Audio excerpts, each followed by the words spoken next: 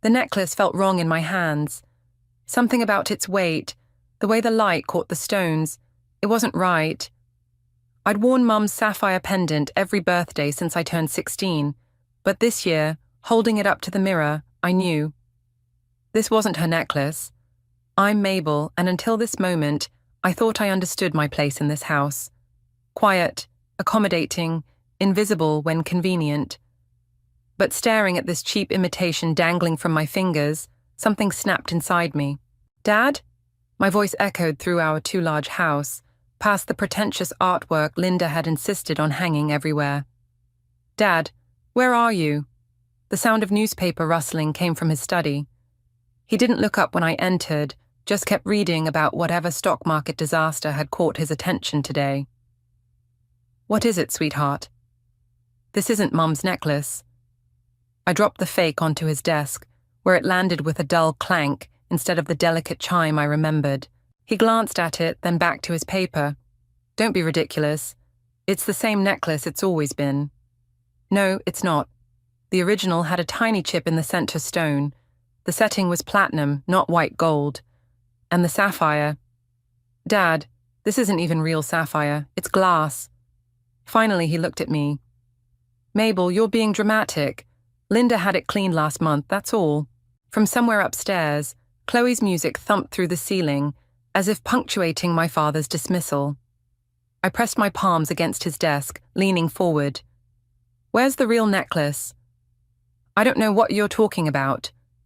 But his eyes flickered away, just for a second. He knew. "Thomas," Linda's voice floated in from the hallway before she appeared in the doorway, all perfectly styled hair and calculated concern. "Is everything all right?" I heard raised voices. "Everything's fine," Dad said quickly. "Mabel's just confused about her mother's necklace." Linda's face softened into that sympathetic mask I'd grown to hate.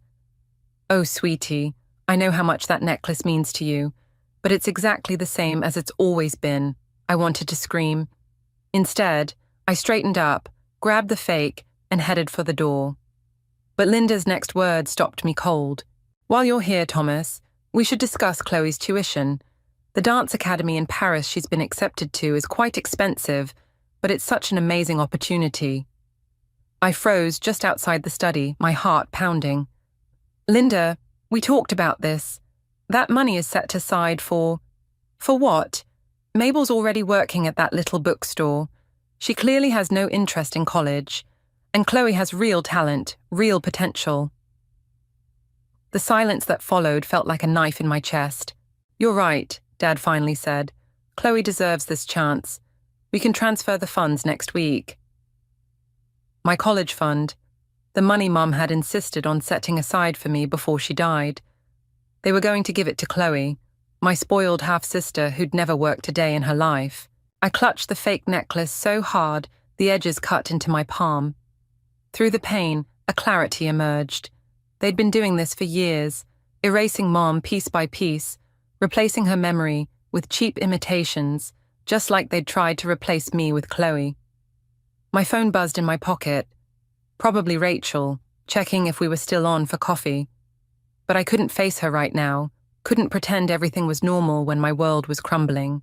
I heard footsteps approaching and ducked into the nearby bathroom. In the mirror, I barely recognized myself. The girl staring back looked older, harder. She looked like someone who'd finally had enough. The fake necklace caught the light again, mocking me with its artificial shine. I dropped it into the trash where it belonged and pulled out my phone. I had some decisions to make, and they couldn't wait until coffee with Rachel. This wasn't just about a necklace anymore. This was about everything they'd taken from me, everything they thought they could keep taking. But they were wrong. They had no idea what I was capable of. Rachel's spare bedroom felt like sanctuary and exile all at once. 3 cardboard boxes held everything I'd chosen to take from my old life. Clothes, books, and a framed photo of Mom that Dad hadn't noticed missing yet. No fake necklace. I'd left that where it belonged, in the trash. "You can stay as long as you need," Rachel said, leaning against the doorframe. "But are you sure about this? Your dad's going to lose it when he realizes you're gone." I smoothed the bedspread, buying time before answering. He lost me long before I left. He just hasn't figured it out yet. My phone buzzed again. The 7th call from Linda in 2 hours. I silenced it without looking. The Book Nook called back, Rachel said. They want you to start Monday. Perfect. I'd applied there months ago, sensing this day might come. Minimum wage and irregular hours, but it was mine. No strings attached, no family favors. The doorbell rang, and Rachel's expression tightened. That's probably them. I nodded, my hand steady as I unpacked the first box. You don't have to answer. Like hell I don't. She disappeared down the hall, and I heard the front door open, followed by Linda's theatrical sigh. Rachel, dear, we know she's here. Thomas is worried sick. I'm sorry, Mrs. Carter, but Mabel's an adult. If she wants to talk to you, that's her choice. This is ridiculous. Chloe's voice now, sharp with entitlement. She's just throwing a tantrum because of some stupid necklace. I moved to the doorway, silent on bare feet. From here I could see them all. Linda perfectly coiffed, despite the late hour. Chloe in designer clothes that probably cost more than my new job would pay in a month. And Dad looking smaller somehow, diminished. Mabel. Linda spotted me first. Stop this nonsense, come home. That's not my home anymore. The words came out calmer than I felt. It hasn't been since you moved in. How dare you? Chloe stepped forward, but Rachel blocked her path. After everything we've done for you. Everything you've done? I laughed, the sound harsh even to my own ears. You mean like stealing Mom's necklace? Or taking my college fund for your dance lessons? Dad's head snapped up. You heard that? I hear everything, Dad. I've always heard everything. I just stopped expecting you to listen back. Sweetheart, Linda started, but I cut her off. Don't pretend you care now. Go home. Enjoy your perfect life with your perfect daughter. I'm done being the ghost in my own house. Thomas, Linda turned to my father, are you going to let her talk to me like this?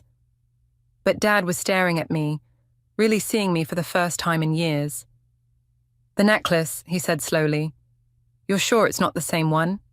Thomas, Linda's voice cracked like a whip. Yes, I'm sure. I met his gaze steadily. Just like I'm sure about where my college fund is really going. Something flickered in his eyes, doubt, maybe, or the first glimmer of understanding. But before he could speak, Linda grabbed his arm. We're leaving. When you're ready to apologize, Mabel, you know where to find us. They left, Chloe throwing one last venomous glare over her shoulder. Rachel closed the door behind them, then turned to me with raised eyebrows. You okay? No. I leaned against the wall, finally letting my hands shake. But I will be. My phone buzzed again. Not Linda this time, but Grandmother Evelyn. Her message was simple. Come see me tomorrow. There's something you need to know. I showed Rachel the text. Think it's about the necklace? Only one way to find out. She squeezed my shoulder. Want company? I shook my head. Whatever Grandmother had to tell me, I needed to face it alone. Just like I'd face everything else from now on. My new job, my new life, my new purpose. Because this wasn't just about survival anymore. This was about justice. About taking back what was stolen, piece by piece, until there was nothing left for them to take. I looked around the spare bedroom, at my 3 boxes of carefully chosen possessions. It wasn't much, but it was a start. And sometimes that's all you need, a starting point and a reason to keep going. Tomorrow, I'd see Grandmother. Tomorrow, I'd start piecing together the truth.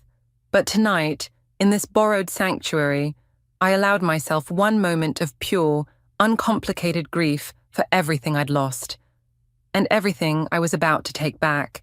Grandmother Evelyn's house smelled like cinnamon and secrets.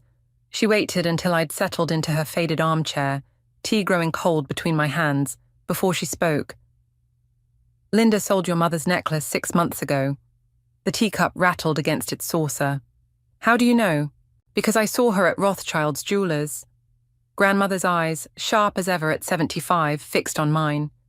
She claimed it was being cleaned, but I know Marcus Rothschild. He told me she brought it in for appraisal, then sold it the same day. My throat tightened. Did Dad know? Your father sees what he wants to see. She reached for a leather-bound folder on the side table. But I've been watching and documenting. Inside were bank statements, photographs, receipts, a paper trail of Linda's manipulations stretching back years, credit card charges under Dad's name for Chloe's shopping sprees, investment accounts drained and reopened under Linda's maiden name. She's been stealing from all of us, Grandmother said quietly, using Thomas's grief like a weapon, isolating him from anyone who might notice. Why show me this now? Because you're ready to fight back. She pulled out one final document, an application for an online business degree program. And I'm ready to help you. I stared at the application, already filled out with my details. How did you... I've been planning this since Linda sold that necklace. The tuition's covered. I've set up a private account she can't touch. All you need to do is sign. My hands shook as I took the paper. Dad will never forgive this. Your father needs to learn that forgiveness isn't always the answer. Grandmother's voice hardened. Sometimes justice matters more. The doorbell rang, startling us both. Through the window, I glimpsed Linda's Mercedes in the driveway. Perfect timing, Grandmother muttered, gathering the documents. Hide these upstairs, then come back down. Let's hear what story she's spinning today. I took the stairs 2 at a time, heart pounding. From above, I heard Linda's voice, honey-sweet with concern. Evelyn, I'm worried about Mabel. She's making such rash decisions. Is that why you're here? Concerned for Mabel? Grandmother's tone could have frozen fire. Of course, she's family. Like her mother's necklace was family. Silence fell like a blade. I crept halfway down the stairs, staying just out of sight. Through the railing, I watched Linda's perfect posture stiffen. I don't know what you're implying. No implications, Linda. I know you sold it, just like I know about the accounts you've been draining, the credit cards you've opened in Thomas's name. That's ridiculous. Thomas handles all our finances. Does he? Or does he sign what you put in front of him, too afraid of rocking the boat to actually read it? Linda's mask slipped, just for a moment. You can't prove anything. Want to bet? Grandmother's smile was razor-sharp. I may be old, Linda, but I'm not blind, and I'm not nearly as helpless as you'd like to think. Is that a threat? Consider it a warning. Whatever you're planning with Mabel's college fund, don't. Linda laughed, but it sounded hollow. Or what? You'll tell Thomas? He'll never believe you over me. I'm his wife. And I'm his mother. The question is, Linda, are you ready to find out which of us he'll choose? The front door slammed so hard the windows rattled. I waited until Linda's car disappeared before coming downstairs. Grandmother sat heavily in her chair, suddenly looking every one of her 75 years. Well, that should keep her busy for a while. What if she tells Dad? Let her. Sometimes you have to break something completely before you can fix it properly. She nodded at the application I still clutched. Are you ready? I thought about the fake necklace in the trash, about years of disappearing into the background of my own life, about Mom, who'd wanted so much more for me than this. Yes, I signed my name with steady hands. But I want to do more than just study. I need to understand everything, the business, the accounts, all of it. I need to know exactly what she's been doing. Grandmother smiled, and for a moment I saw the steel beneath her gentle exterior. Good, because that's exactly what we're going to teach you.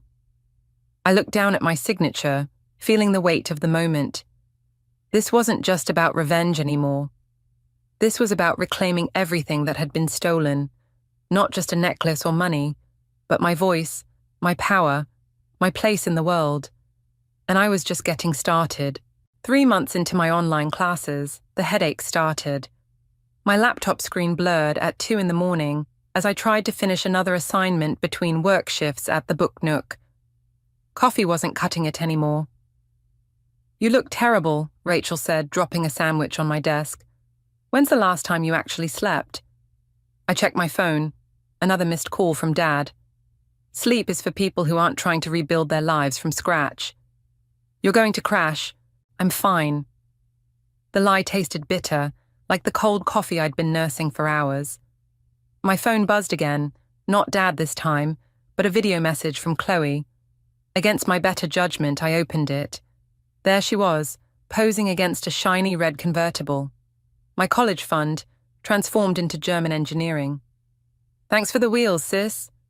Her laugh echoed through my tiny room. Paris is amazing, by the way. You should visit. Oh, wait, you can't afford it. Too busy playing shop girl. The phone slipped from my trembling fingers. Mabel? Rachel reached for me, but I was already moving, grabbing my coat. I need air.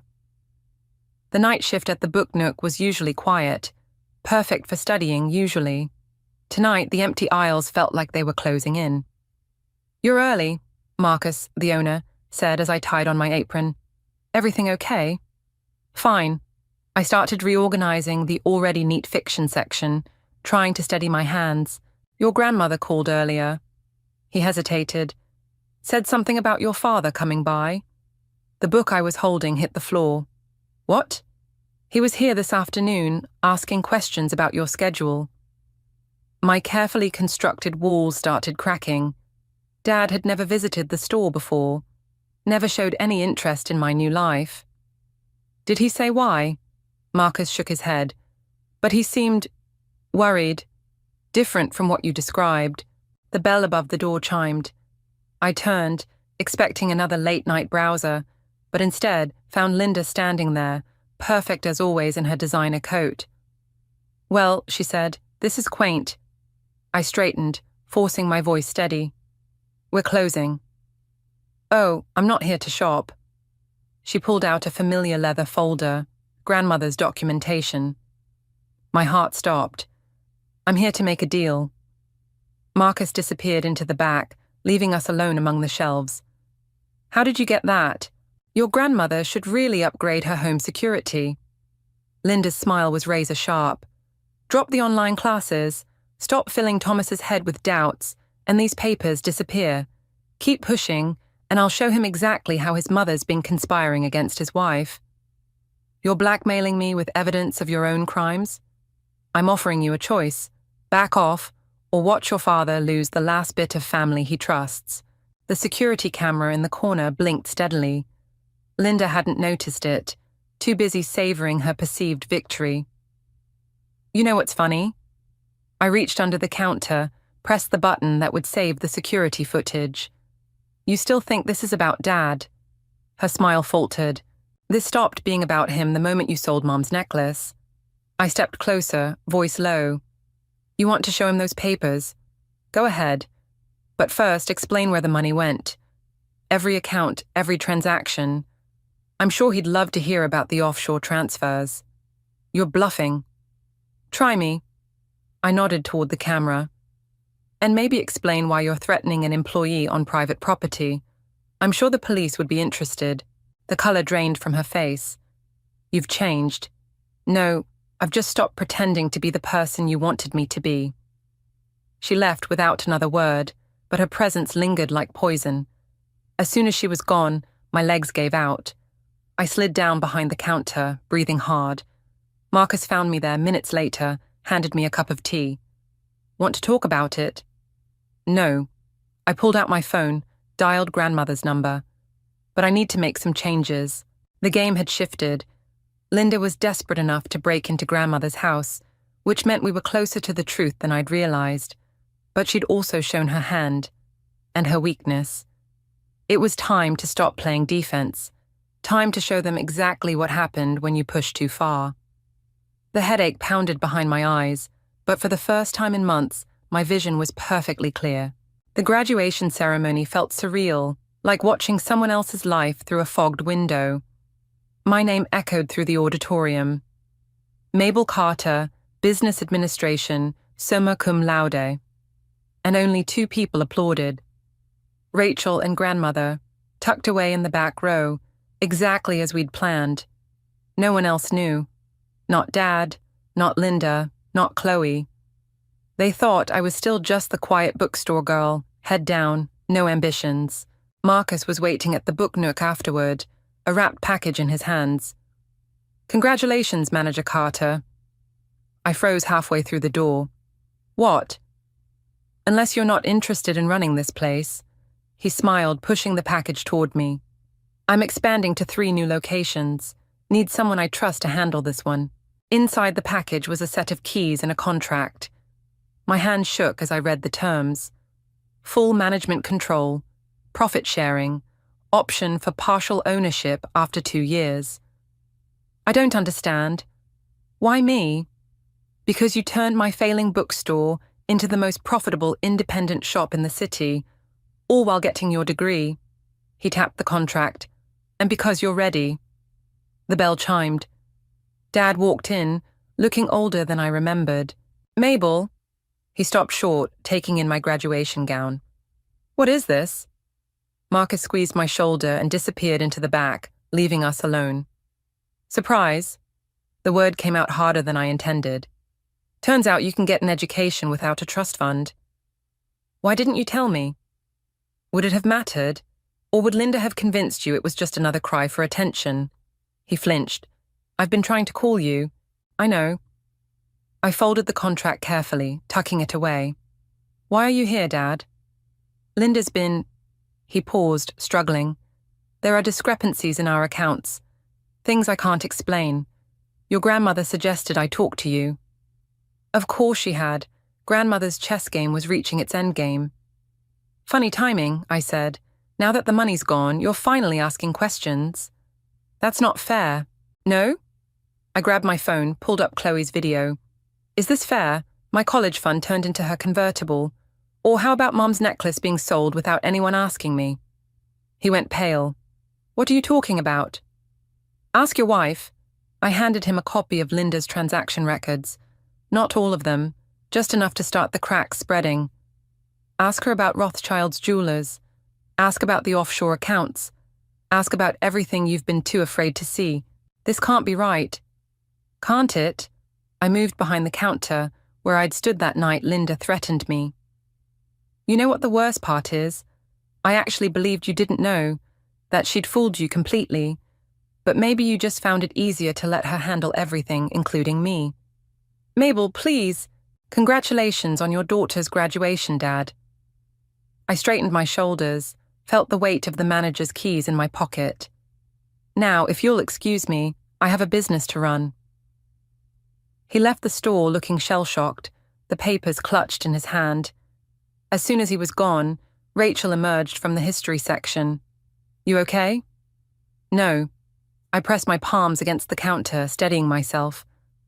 "But I will be." My phone buzzed. A text from grandmother.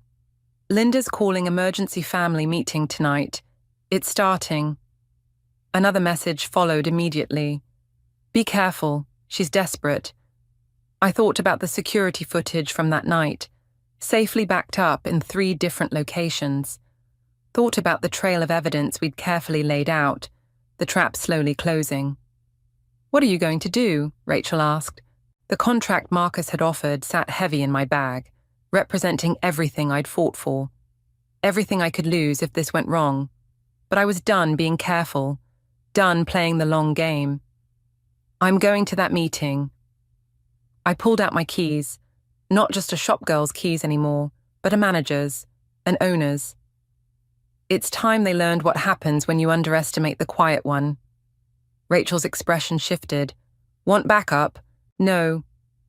I locked the register, straightened the counter displays one last time. This needs to come from me, alone. Outside, the sun was setting, painting the street in shades of gold and shadow. Somewhere across town, Linda was gathering her forces, preparing for battle. She had no idea what was coming. None of them did. The family meeting exploded exactly as expected. Papers scattered across Dad's mahogany desk, Linda's carefully constructed lies crumbling under the weight of bank statements and transaction records. But I hadn't anticipated Chloe's announcement. "I'm having a party at the Grand Rose next week," she declared, cutting through the chaos. "A proper homecoming. The whole family will be there." My stomach dropped. The Grand Rose, my venue, The one Marcus had just put me in charge of managing. Absolutely not, Linda snapped. Not with everything that's already booked. Chloe's smile was pure venom. Daddy approved it last month. Right, Daddy? Dad nodded absently, still staring at the evidence of his wife's betrayal. I signed something. Perfect. Chloe turned to me. You'll come, won't you, sis? Show everyone how well you're doing with your, what was it, book sorting? The trap was obvious. She wanted to parade her success, my stolen success, in front of everyone who mattered in our social circle.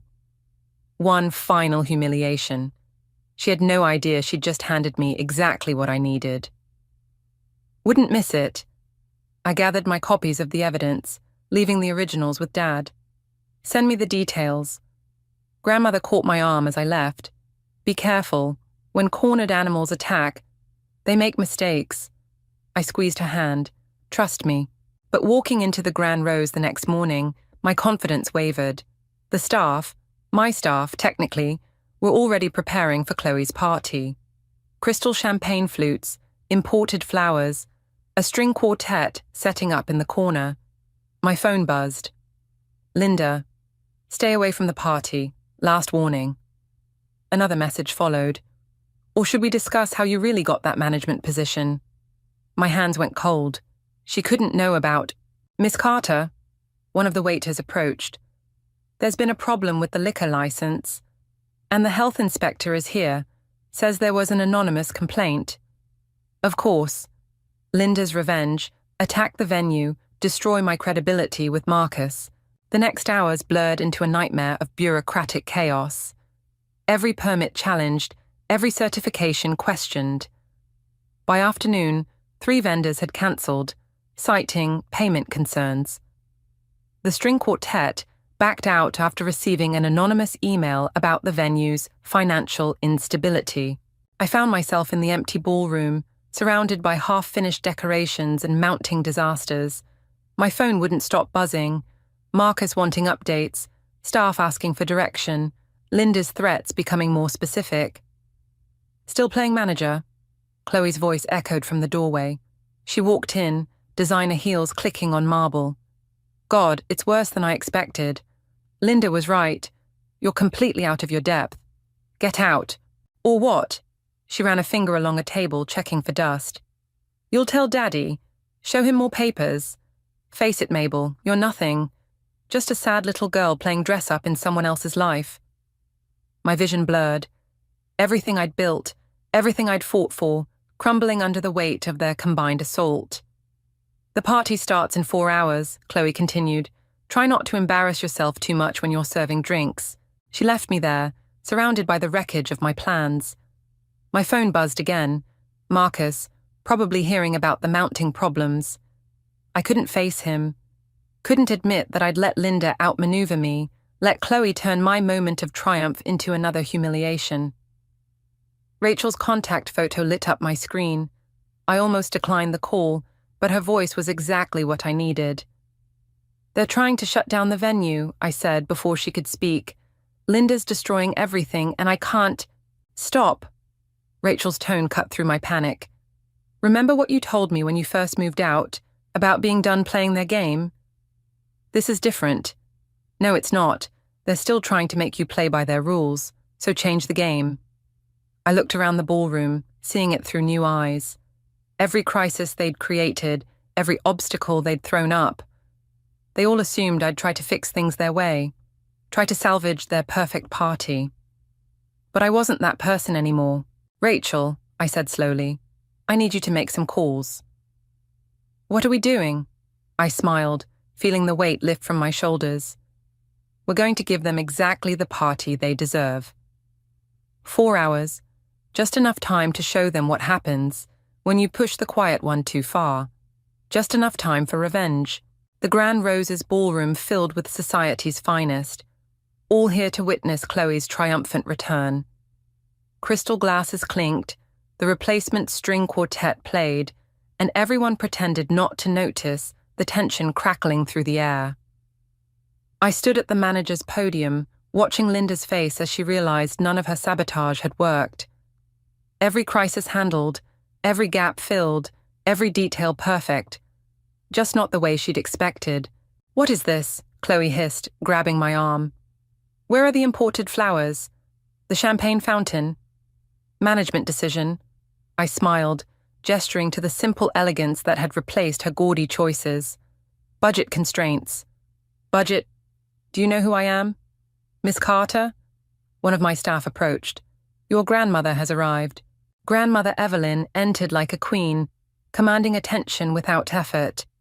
But it was what she carried that made Linda go pale, Mom's sapphire necklace glinting in the chandelier light. "Found this at a certain jeweler's shop," Grandmother announced, loud enough for nearby guests to hear.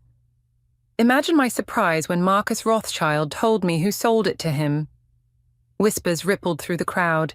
Linda stepped forward, face tight. "Evelyn, this isn't the time." "Oh, I think it's exactly the time." I moved to the center of the room, taking the microphone. "Welcome, everyone, to the Grand Rose. I'm Mabel Carter, venue manager and co-owner." The silence was absolute. In the corner, Dad straightened, really looking at me for the first time all evening. Some of you know me as the quiet bookstore girl, others as the family disappointment. My voice carried clearly, years of practice hiding any tremor. "Tonight, I'm here to tell you a story about legacy." "Mabel," Linda warned, but I continued. "A story about a necklace passed down through generations, sold without consent. About a college fund drained for dance lessons and sports cars. About a family that thought silence meant weakness." Chloe lunged for the microphone, but Rachel, perfectly positioned, stepped between us. "Careful," she murmured. "Security's watching." "While you were all busy underestimating me," I continued, "I was building something. Learning. Growing. Tonight isn't just Chloe's homecoming party, it's my revelation party." I nodded to the staff, who unveiled the screens around the room. Security footage played silently. Linda threatening me at the bookstore, Chloe's taunting video messages, bank statements showing the systematic theft of my inheritance. "You see," I turned to Linda, whose composure was cracking, "I learned from the best. Every scheme, every manipulation, every quiet power play. You taught me well, stepmother." "Thomas," Linda appealed to my father, "she's lying." "No." Dad's voice was heavy with realization. "She's not." Grandmother stepped forward, the sapphire necklace catching the light. "The board of directors has been informed of your financial irregularities, Linda. They're very interested in discussing them. You can't prove—" "Actually," I cut in, "I can prove everything. Every transaction, every forged signature, every stolen moment of my mother's legacy. The question is, what happens next?" The room held its breath. Chloe, for once, was speechless. Linda's carefully constructed world was crumbling, and she knew it. "Security will escort you out," I said quietly. "The police have questions about certain financial discrepancies. And Dad." I met his eyes. "I think it's time for some family counseling." "You vindictive little—" Linda started forward, but stopped short as Grandmother placed the necklace around my neck. "My granddaughter," she announced to the room, "has not only earned back her inheritance but multiplied it. The family estate will reflect that reality." The sapphire felt cool against my skin, its weight familiar and right. Linda and Chloe were escorted out, their protests fading into the night. Guests murmured and whispered, the evening's entertainment far exceeding their expectations. Dad approached slowly, looking lost. "Mabel, Not tonight." I touched the necklace, feeling its truth. "We'll talk, but not tonight.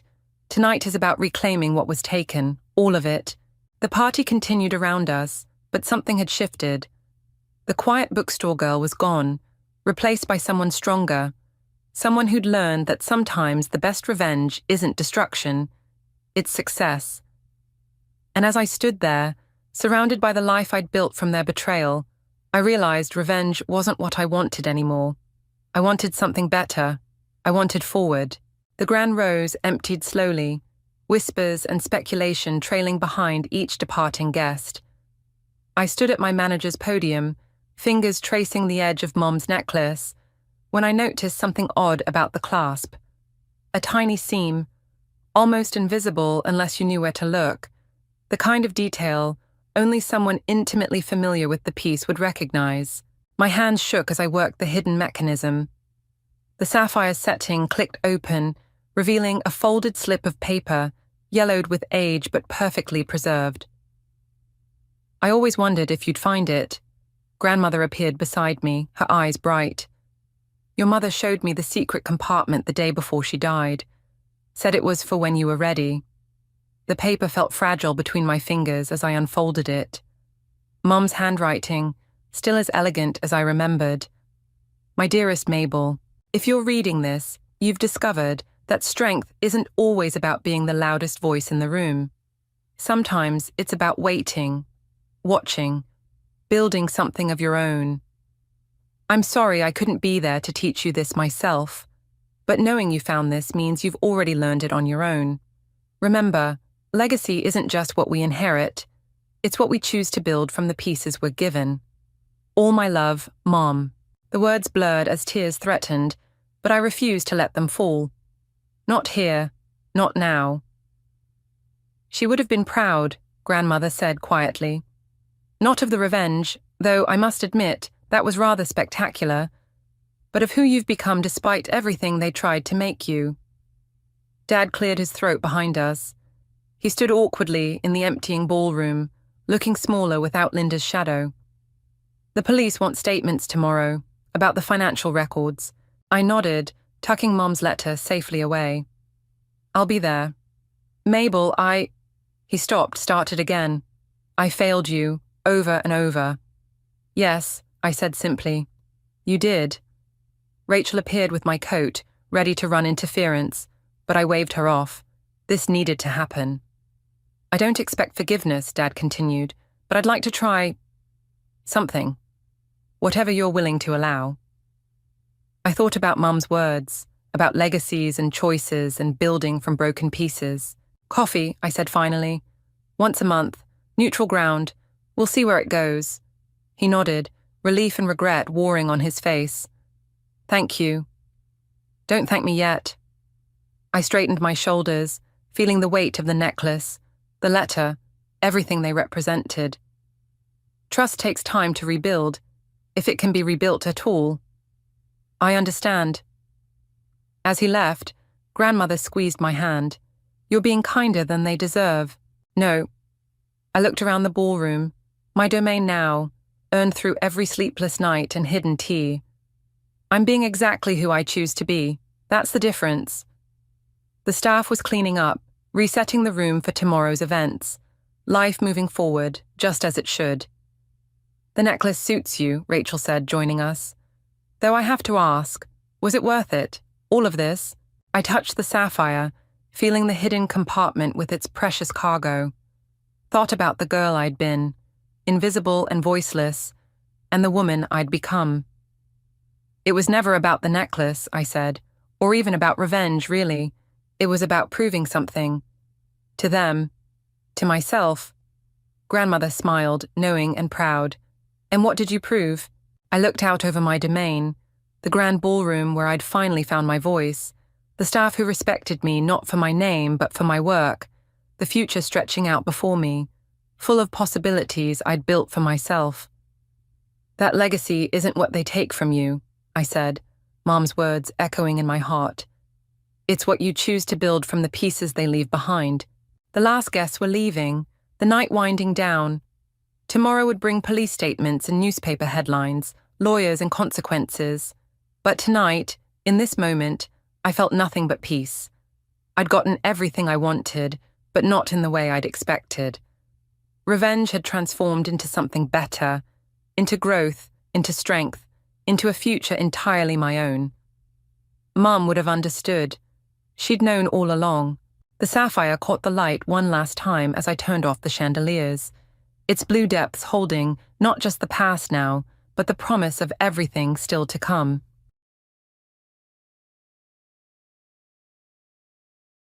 At 26 years old, my name is Ellie, and I find myself in a place I never imagined. My husband Liam, who is 27, and I have been married for 2 years. We first crossed paths in college. I was pursuing a degree in education, and he was working towards a law degree. Our connection was instantly deep, though not without its complexities, and after several years together, Liam proposed. Our wedding was a dream, and the initial phase of our marriage seemed perfect, filled with love, laughter, and mutual support. Liam's career as a lawyer took off at a prestigious law firm, and his dedication was something I always admired. However, over the last year, his job began to consume him. I initially brushed off his late nights and the weekends he spent at work, chalking it up to the demanding nature of his profession. To combat the growing distance between us, I planned a special vacation for our anniversary, hoping to reignite the spark in our relationship. Things took a turn about 3 months ago when Liam mentioned a new co-worker, Olivia, a young and ambitious lawyer. He praised her as a refreshing presence in the office, and they quickly became a dynamic team. At first, I didn't mind. Jealousy was foreign to me, and I trusted Liam completely. But soon, his work hours extended even further, and Olivia's name began popping up in our conversations more frequently. Liam's changes didn't stop at the office.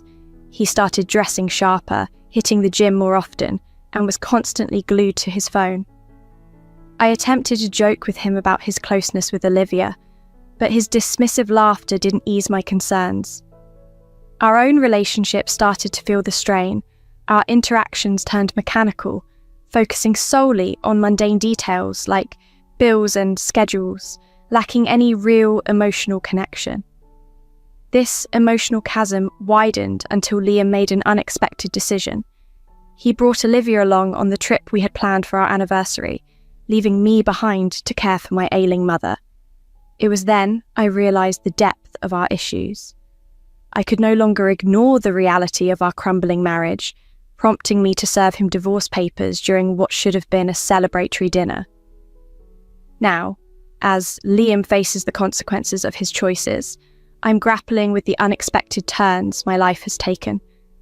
While I never envisioned this scenario for myself, here I am, navigating through the complexities of heartbreak and betrayal, yet hopeful for a future where I can find happiness again.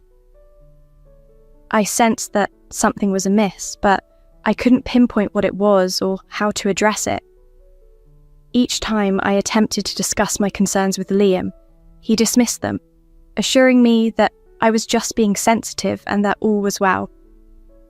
Despite wanting to trust his reassurances, I felt an unsettling change deep within. Enter Olivia, Liam's co-worker, whose vibrant personality seemingly made his days at work more pleasant. I noticed a certain expression on Liam's face whenever he spoke of Olivia, an expression that unsettled me, twisting my gut with worry. My unease only deepened when Liam cancelled our date night to attend a work function with her. When I brought up my suspicions, he brushed them off, claiming she was merely a colleague and accusing me of being paranoid.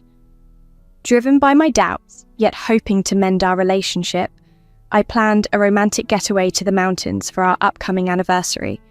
Just Liam and me, away from all distractions, including Olivia. It seemed like the perfect chance to reconnect. However, just as we were about to leave, I received devastating news. My mother had fallen seriously ill and was hospitalised. Heartbroken, I insisted Liam go on the trip without me while I cared for my mother. Reluctantly, he agreed. At first, Liam and I stayed in touch regularly through texts and video calls, but soon his responses grew brief and infrequent, which didn't sit well with me. Then, the bombshell dropped. A friend, also vacationing nearby, sent me a photo of Liam dining with Olivia at the very restaurant where we had planned to celebrate our anniversary. My heart shattered at the sight. He had chosen to spend our special trip with her. Since Liam returned, I have been tormented by indecision. Part of me wants to confront him and demand answers, possibly even end our marriage, while another part wonders if I'm just overreacting, though deep down I suspect there's no innocent explanation. Only my closest friend knows the full extent of my turmoil, and she's advising me to leave him. After days of wrestling with my emotions, I resolved to confront Liam. I rehearsed my words meticulously, bracing myself for any response, apologies, denials, or even attempts to convince me I was mistaken. The thought of this conversation haunts me as I prepare to face whatever may come. The anxiety was consuming me, and I couldn't wait any longer to address what was on my mind. I chose a quiet Saturday evening when we were both at home. I was determined to confront him in person, not allowing any chance for misunderstandings through text. As usual, he was absorbed in his phone on the sofa when I walked in and sat opposite him. "Liam, we need to talk," I said, my voice carrying a weight that made him look up in surprise. "What's up?" he asked, sensing the gravity in my tone. Taking a deep breath, I plunged into the heart of the matter. "I know about Olivia. I know you took her on our anniversary trip."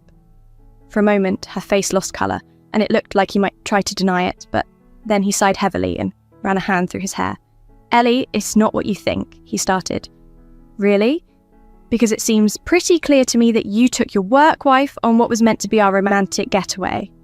"Our anniversary trip," I countered. He shook his head, trying to explain. "It wasn't romantic. She was just having a tough time at work, and I thought it would be nice for her to get away." I was incredulous.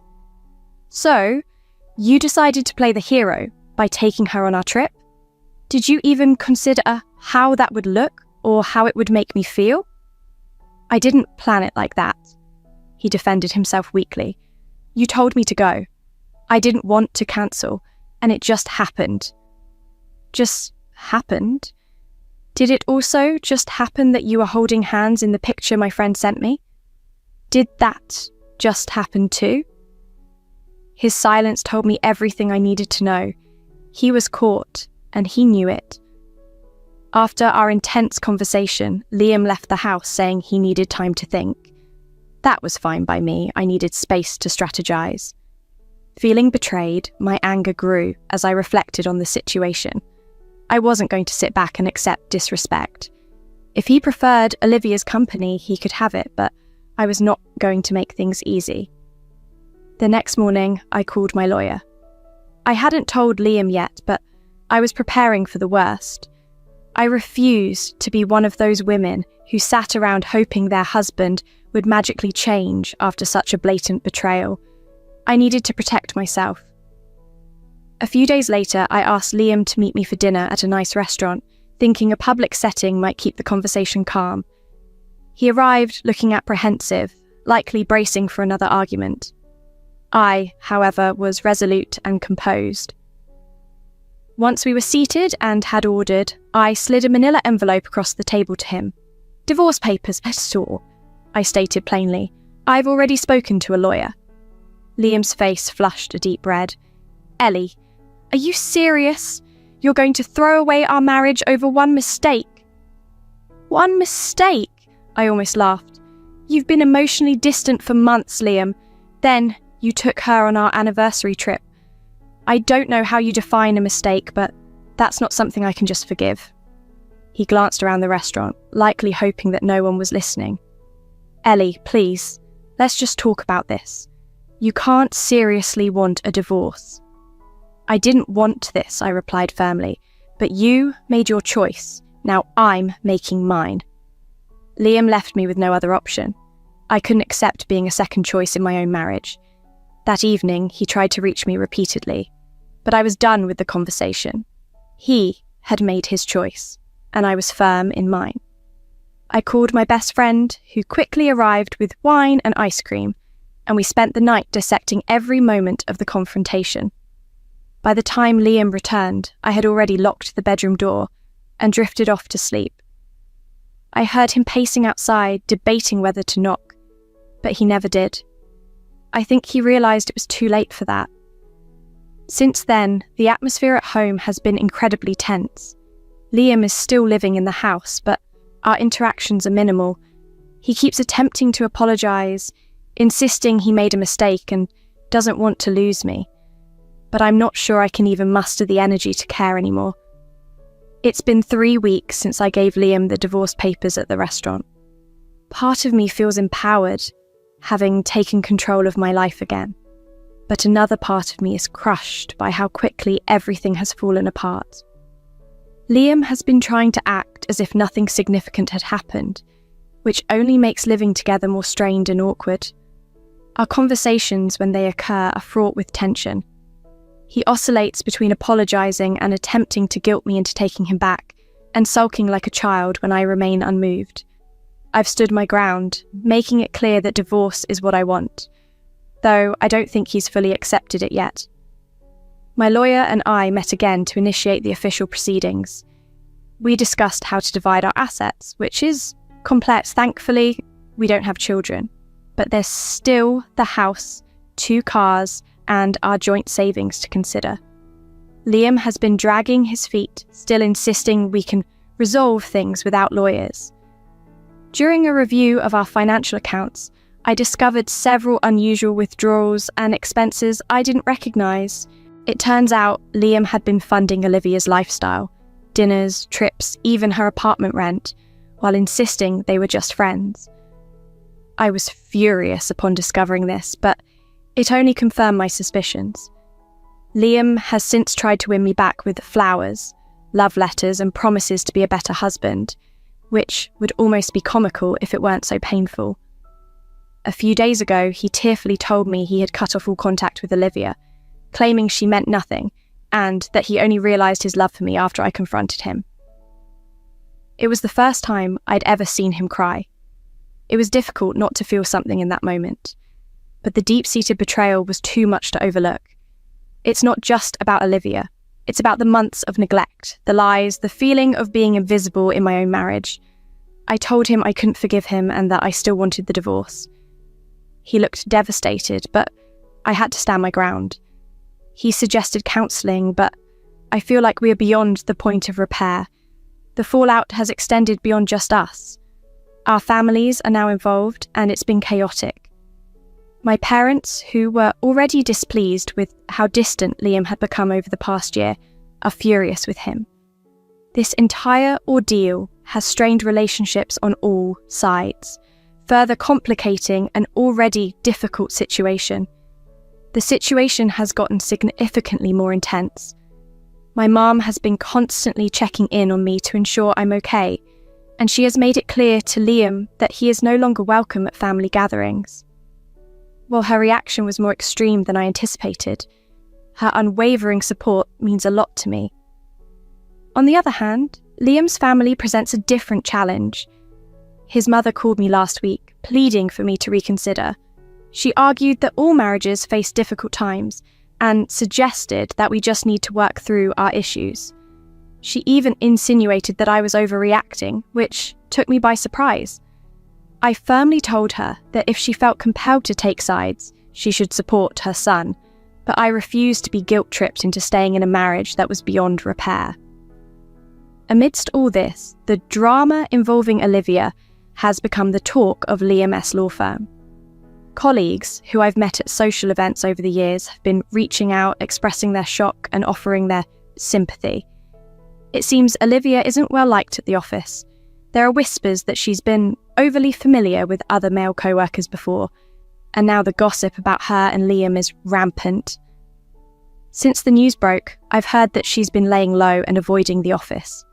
From what I gather, things between Olivia and Liam have cooled down significantly since the divorce papers were served. He seems to be keeping his distance, perhaps realising the chaos he's caused. There hasn't been a dramatic end to their relationship, but it's clear that Liam is conflicted about how to proceed. I've started looking for a new place to live. Staying in our house, surrounded by memories of happier times, feels suffocating. Every room reminds me of what once was, and now serves as a monument to deception and broken promises. Meanwhile, Liam appears to be unravelling. He still goes to work, but seems like a shell of his former self. His friends have mentioned that he's become distant and distracted, and there's talk that his work performance is suffering.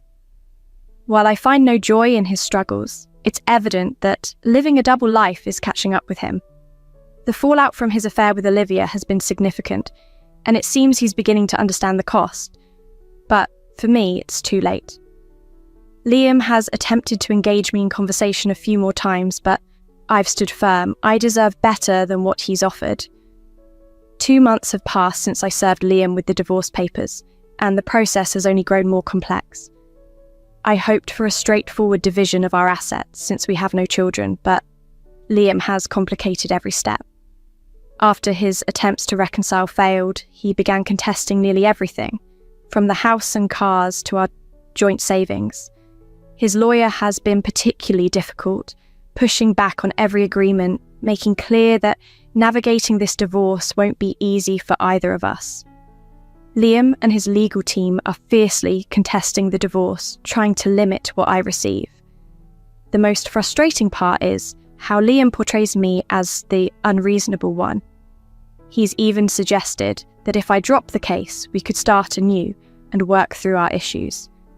He doesn't seem to grasp that we're well beyond the point of reconciliation.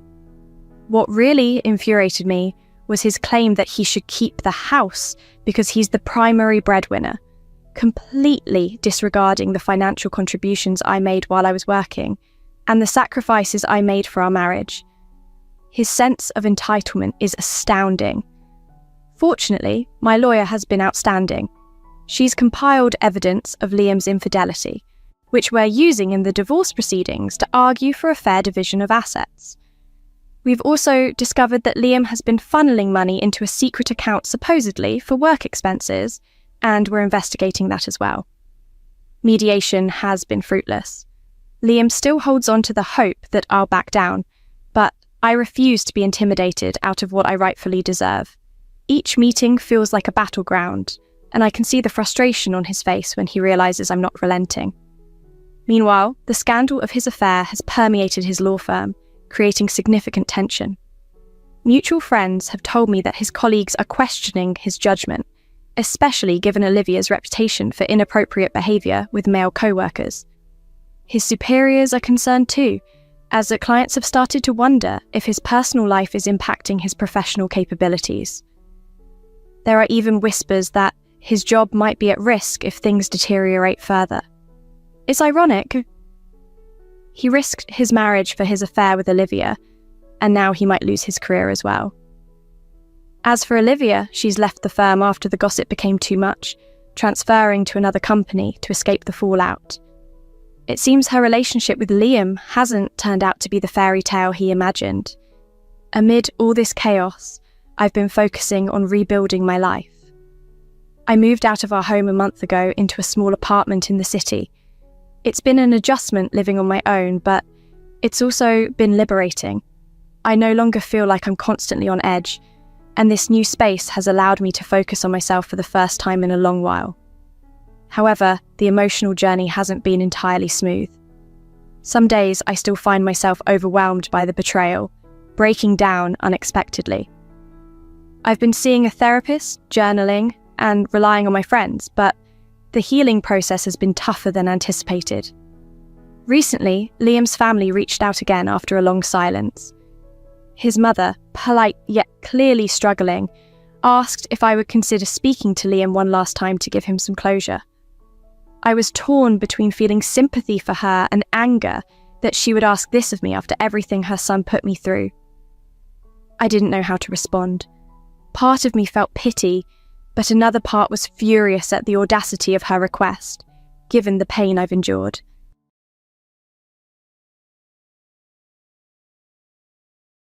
I am Abigail, and I was raised believing I lived the quintessential American dream. My early years were spent in a humble home with my parents, not wealthy, but content. My father, William, was a diligent man who built his logistics analyst from scratch, starting with just 1 truck and expanding it into a thriving enterprise. He often returned home covered in grease from maintaining the trucks himself during the initial years. My mother, Grace, managed a restaurant and was adept at her job, though she frequently voiced her dissatisfaction, dreaming of becoming a full-time housewife. My father promised her that one day she could leave her job, and he fulfilled that promise when his business soared after securing several significant contracts. We moved to a grand 3-story house in an upscale neighborhood, and I got a spacious, sunny room that I decorated lavishly with fairy lights and a huge bookshelf my father built. Despite her earlier claims of wanting to manage the household, my mother was rarely home after quitting her job, often busy with social activities or personal errands. My father, however, remained devoted to his business and to me, ensuring he spent every Sunday with me, treating me to ice cream and listening intently to my school tales. The last ice cream outing we had was just before I turned 13. It was a cheerful spring day, and he shared plans about covering for a sick driver the following day. I begged to join him, but he insisted it was a quick trip and promised a swift return. That night, I hugged him tightly, not realizing it would be our final goodbye. He departed early the next morning while my mother was still asleep. Elena, our maid, prepared his coffee and lunch. That was the last morning I saw him. The dreadful phone call that shattered our lives came at 4:44 a.m. I remember hearing my mother scream and the sound of shattering glass. The hours that followed were a haze of police officers in our living room and Elena. As I sat quietly, my mother paced nervously, her voice filled with tension as she spoke into the phone. Phrases like "massive collision" and "died instantly" swirled around me, casting a shadow over the room. It was my father's truck, they said, that had met with a terrible accident, colliding with a large truck on the highway. They assured us he hadn't suffered, a small comfort intended to ease a pain that seemed unending. No words could erase the fact that my father was gone. The day of the funeral remains blurred in my memory. I recall staring at the sealed casket, struggling to accept that my father lay within. My mother was overtaken by her grief, her cries loud and her actions dramatic, as if pulled from a movie scene. At the time, being only 11, I thought this was how adults process loss. It was at the funeral that I first met Uncle and Aunt. They seemed unfamiliar, yet in Uncle's eyes, I saw echoes of my dad. His eyes crinkled at the corners as he tried to offer me a comforting smile. "Abigail," he said, bending to my level, "I'm your dad's brother. I wish we weren't meeting under these circumstances." I asked him why we had never met before, and his expression clouded briefly. "Your father and I had our differences," he explained, "but they don't matter now." I had to come and say goodbye. In the weeks that followed, my mother's sorrow seemed to vanish as quickly as morning dew. She took over my father's logistics analyst, tossing around terms like restructuring and modernization with little understanding. Meanwhile, I found solace in Elena's company, our cove keeper, who disapproved of how my mother splurged on luxuries while neglecting the company's loyal employees. "Your mother is spending recklessly," Elena commented one afternoon as she prepared my lunch. It was true. The employees, who once brought small gifts from their travels, were now resigning, driven away by broken promises and delayed wages. 3 months after my father's passing, my mother sold his business for much less than its value, pretending it was a shrewd move. But everyone knew the truth. She had depleted my father's lifelong achievement. As my mother continued her social escapades, rarely home, I spent most of my time with Elena or at the local library, which was a refuge compared to the emptiness of her house. My mother would come home late, surprised to see me awake, before retreating to her solitude. Then, one Sunday night, while I was doing my homework in the kitchen, my mother came home in high spirits, her laughter a stark contrast to the usual silence, heralding yet another chapter of our changed lives. Abigail wasn't on her own anymore when she heard her mother call out with overly cheerful enthusiasm, "Abigail, sweetheart, come and meet Hudson." Hudson, a man towering in height, wore a suit that, despite its apparent cost, failed to disguise its lackluster quality. His smile, shallow and unconvincing, barely masked his disinterest as his eyes met hers. Her mother, clinging to Hudson as if he were her lifeline, excitedly revealed, "Hudson and I got married last weekend. He's your new stepfather, Abigail. We're going to be a proper family again." But Abigail's response came quivering. "I already have a proper family. I have a father." At that, Hudson's superficial smile vanished. "Listen here, young lady," he retorted sternly. "Your mother and I are married now. You need to come to terms with that and show some respect." "You're not my father," Abigail fired back fiercely, "and you never will be. See what I mean?" Hudson complained to her mother, labeling Abigail a troublesome child who needed discipline. But that was just the beginning. Within days, Hudson's family, including his mother, his sister Ella, and his 14-year-old niece Chloe, had taken over their home. They stormed through like conquerors, rearranging the furniture and altering the decor her parents had chosen together.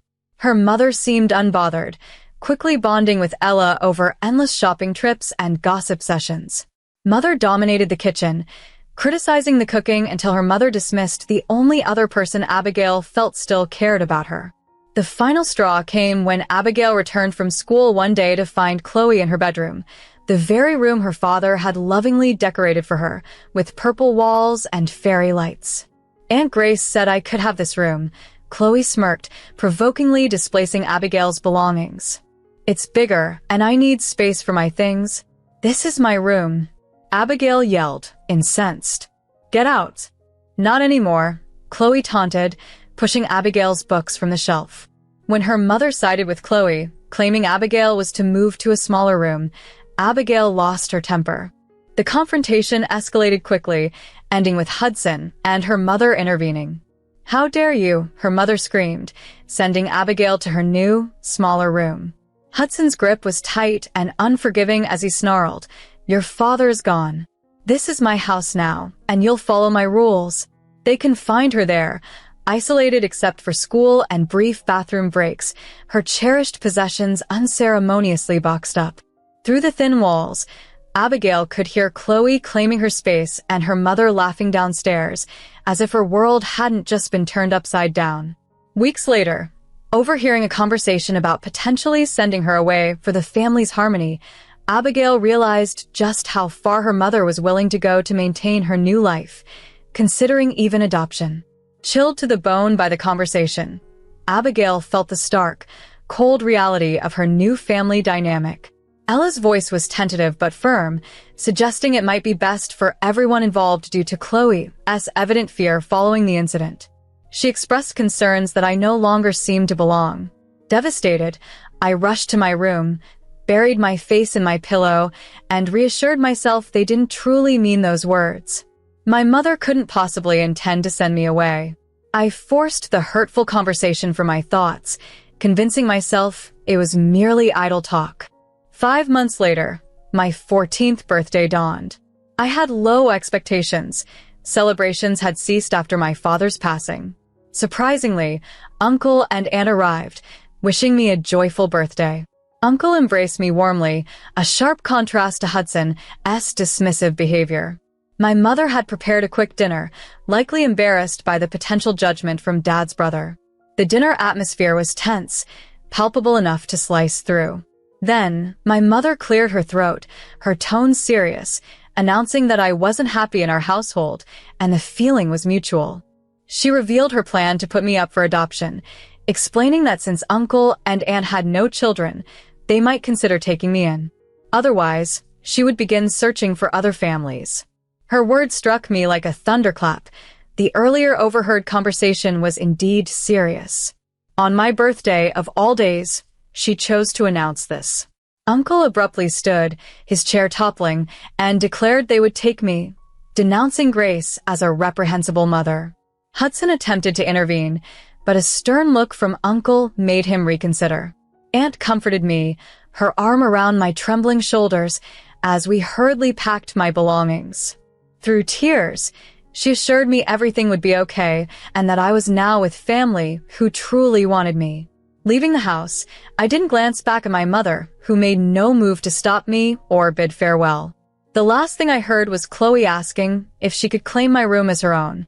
Adjusting to my new environment at Uncle and Aunt's was challenging initially. I would often wake up disoriented, but the comforting aroma of Aunt's coffee and bacon helped ground me, reminding me that this was now my home, my true home. The adoption formalities were expedited. My mother relinquished her rights swiftly, which was painful, yet eventually felt like a reprieve. Uncle and Aunt legally became my parents, solidifying my new beginning in a home where I was genuinely cherished. Uncle announced one sunny morning while we were having breakfast, Abigail, we've enrolled you in Riverside Prep. It's a top-tier school, Much better than your previous one. We believe you'll really enjoy it there. And he was right. Away from the constant turmoil of my earlier home life, I found myself excelling academically. My new school noticed, and so did my new parents, who were always there for me, attending every school event, academic awards ceremony, and parent-teacher conference. Their presence was a constant during my debates, piano recitals, and summer science camps. Even volunteering at the local animal shelter received their full support, not just financially, but with true engagement. Gradually, the sting of my biological mother's rejection diminished, overtaken by the genuine affection and acceptance from my new family. I rarely thought of her anymore. My life was too enriched, too joyous to dwell on past sorrows. High school graduation was a testament to this, with uncle, aunt, and their entire extended family cheering the loudest for me.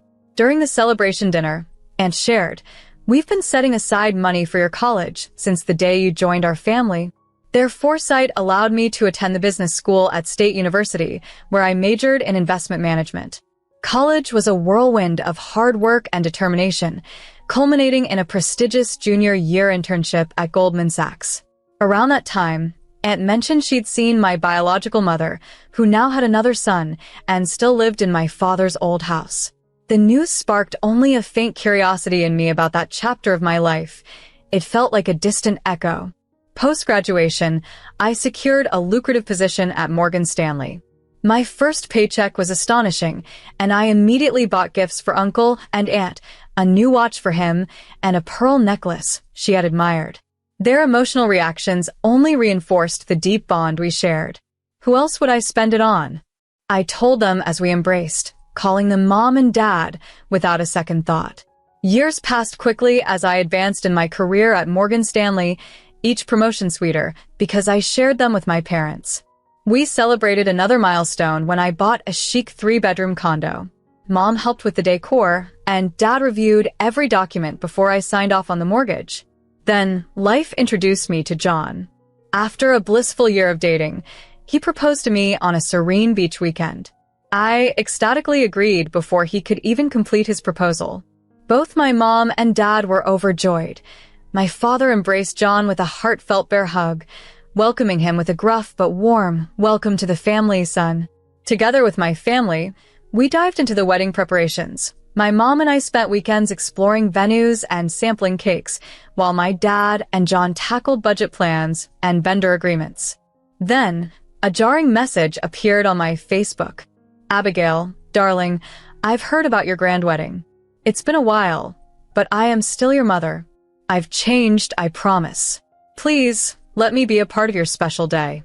I miss you so much." My hands trembled as I read it. I called my mom immediately.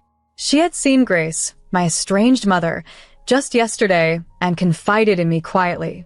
At the grocery store, Grace hadn't inquired about me until my mom mentioned my success and upcoming marriage. Her interest seemed piqued in an unsettling way. My mom hesitated before revealing more. Grace's niece, Chloe, had moved back home after a troubled marriage, adding to the chaos and financial strain at Grace's home. A chill ran through me as I realized Grace's motive. She was likely seeking financial help. Memories of neglect and emotional abandonment flooded back. I contemplated her years of silence, the birthdays she ignored, and the painful moments she missed.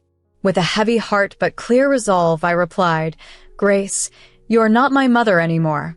You forfeited that right when you abandoned me on my 14th birthday.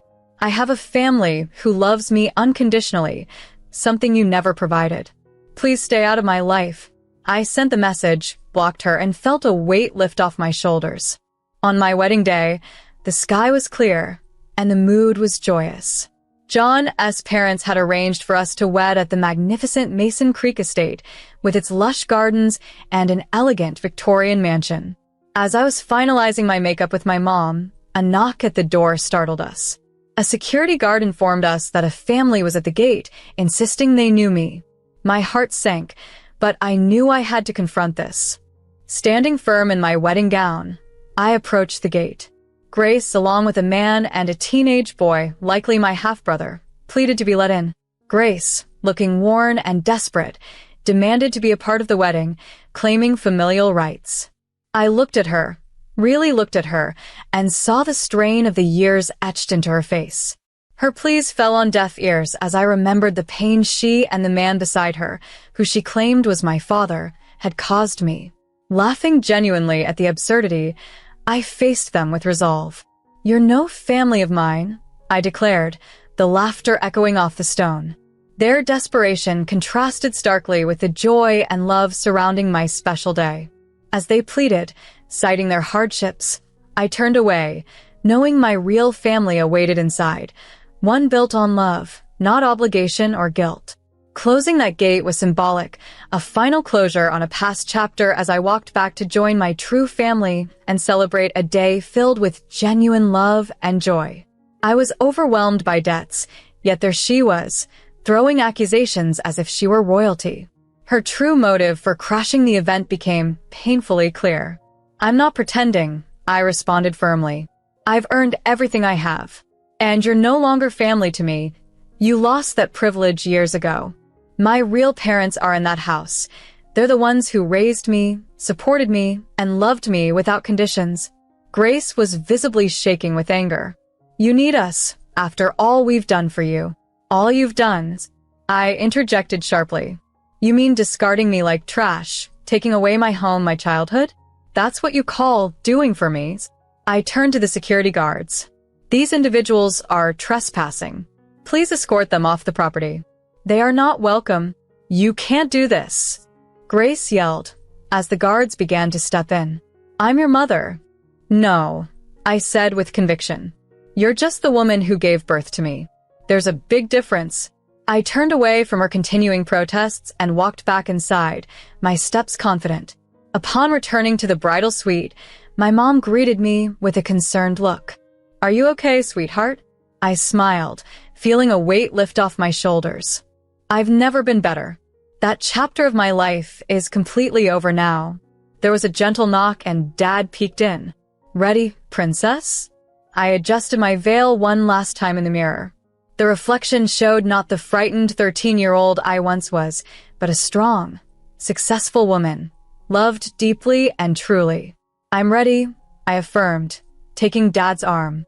As we walked toward the garden where the ceremony was set, I saw John at the altar, his eyes glistening with tears of joy. Our guests stood and turned as Dad walked me down the aisle, the man who had been there for every important moment, from driving lessons to college applications, showing me what a father's love truly means. The ceremony was magical, with vows exchanged under a clear blue sky amidst flowers and loved ones. When John kissed me, now as my husband, the crowd cheered enthusiastically. The reception was heartfelt, filled with laughter and touching speeches, and the night danced away in joy. That was 3 months ago. John and I have just returned from a wonderful honeymoon in Greece, settling into a blissful new routine. When people ask about my real parents, I tell them with certainty, they are the ones who chose me, loved me, and helped shape who I am today. As for Grace and her family, I've moved on. I've heard they had to sell the old house, but that no longer concerns me. My life isn't defined by abandonment or betrayal, but by discovering true family, the people who love you because they choose to, not because they must. It's a life of choosing happiness, forgiveness, and moving forward. Now, as Abigail Mitchell, I start each day with a heart full of love, next to a man who adores me, and every Sunday, we share dinner with the parents who chose me and never looked back.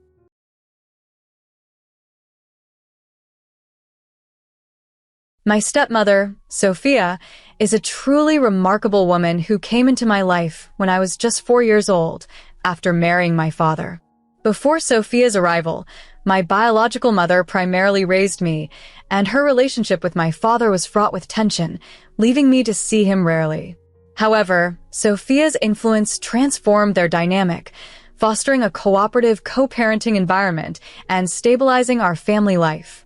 Sophia has been the cornerstone of my existence, consistently advocating for harmony and offering unwavering support to both me and my mother, especially during challenging times. Despite her lack of obligation, She worked tirelessly to integrate herself into our lives, improving my father's circumstances significantly. He went from living in a hotel to having a stable home thanks to her. She even managed to broker peace with my mother, who initially harbored resentment towards her, ensuring that my father fulfilled his financial responsibilities to us without legal intervention. Her dedication went beyond mere financial support. Understanding the instability of my living situation, which involved shifting between my grandparents and my mother's various partners, Sophia provided me with a room in her own home, offering me the stability I lacked. At 15, Sophia's hard work culminated in a significant legal victory against an airline, awarding her over $1 million.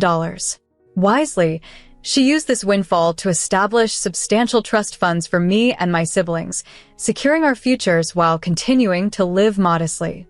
She paid off her mortgage, indulged in a new car, and enjoyed some well-deserved vacations, but largely maintained her prudent lifestyle. However, about a year ago, Sophia's health began to visibly decline, though specifics remained elusive as my family kept the details under wraps. During this precarious time, my biological mother's behavior took a puzzling turn. She began to gravitate more towards my father, especially when Sophia was hospitalized. Her sudden transformation into a doting housewife, particularly towards my siblings whom she had never shown much affection for, struck me as disingenuous.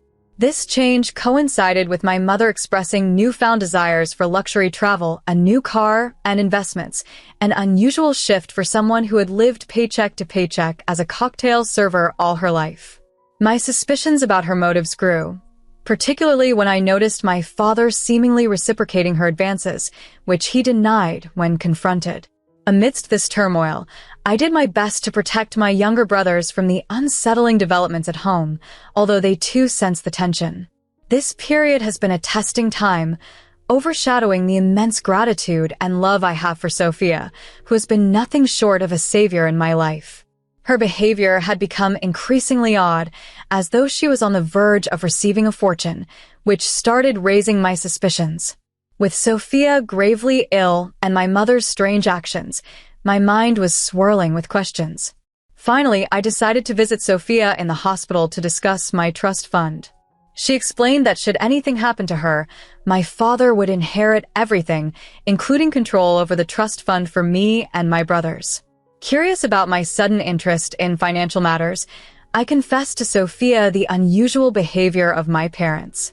Though it pained me, Sophia deserved the truth after all her support to our family. Sophia, already in hospice care due to irreversible kidney failure and not expected to live much longer, was devastated by the revelations. We both shared tears during that painful conversation. Then, just 5 days ago, everything escalated. My mother, furious, confronted my father after Sophia, having learned about their secret from me, altered the trust to disinherit him, granting all control to my stepmother. Amidst their heated argument, I confronted them about their deceit.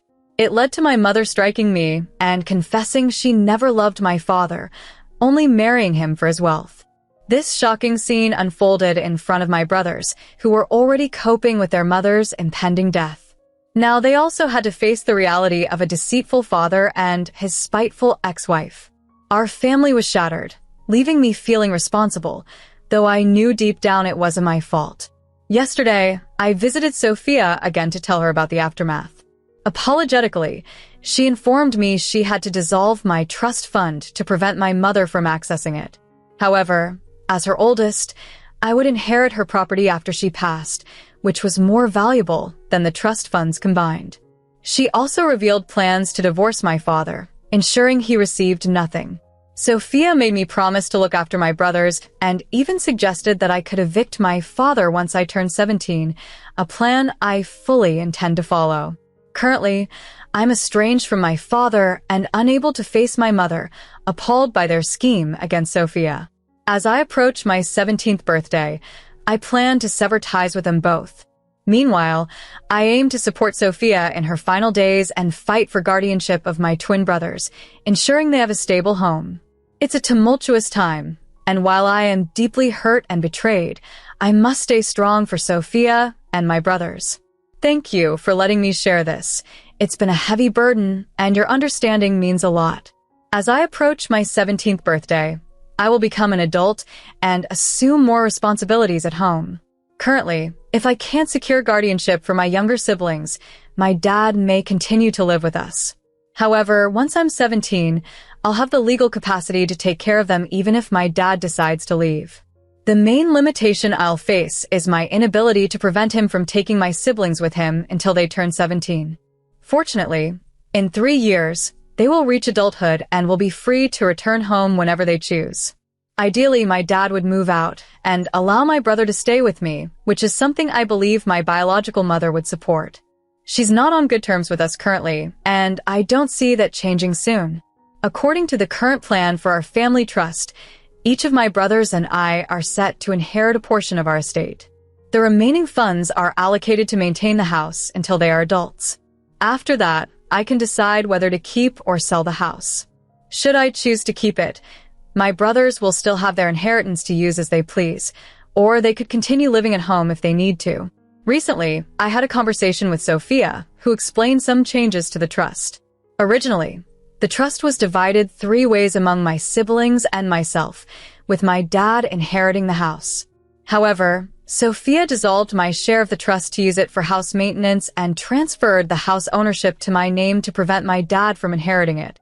This adjustment means I'll essentially receive a larger financial portion, but I can't utilize it until my brothers turn 17.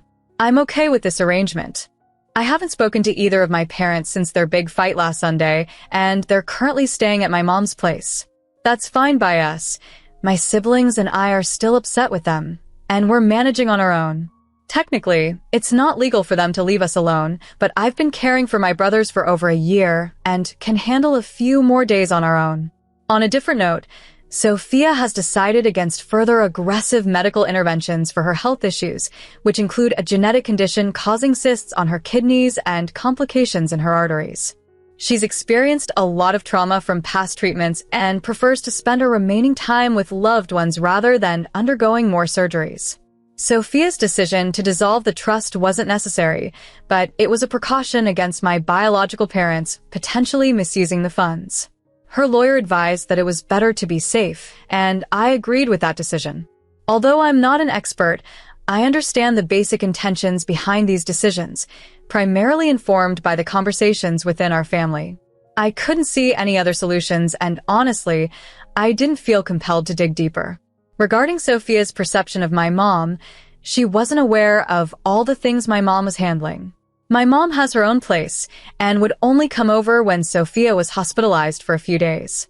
I've been living with my dad for just over a year, so he might have mentioned to Sophia that my mom came over to spend time with me, if he mentioned it at all.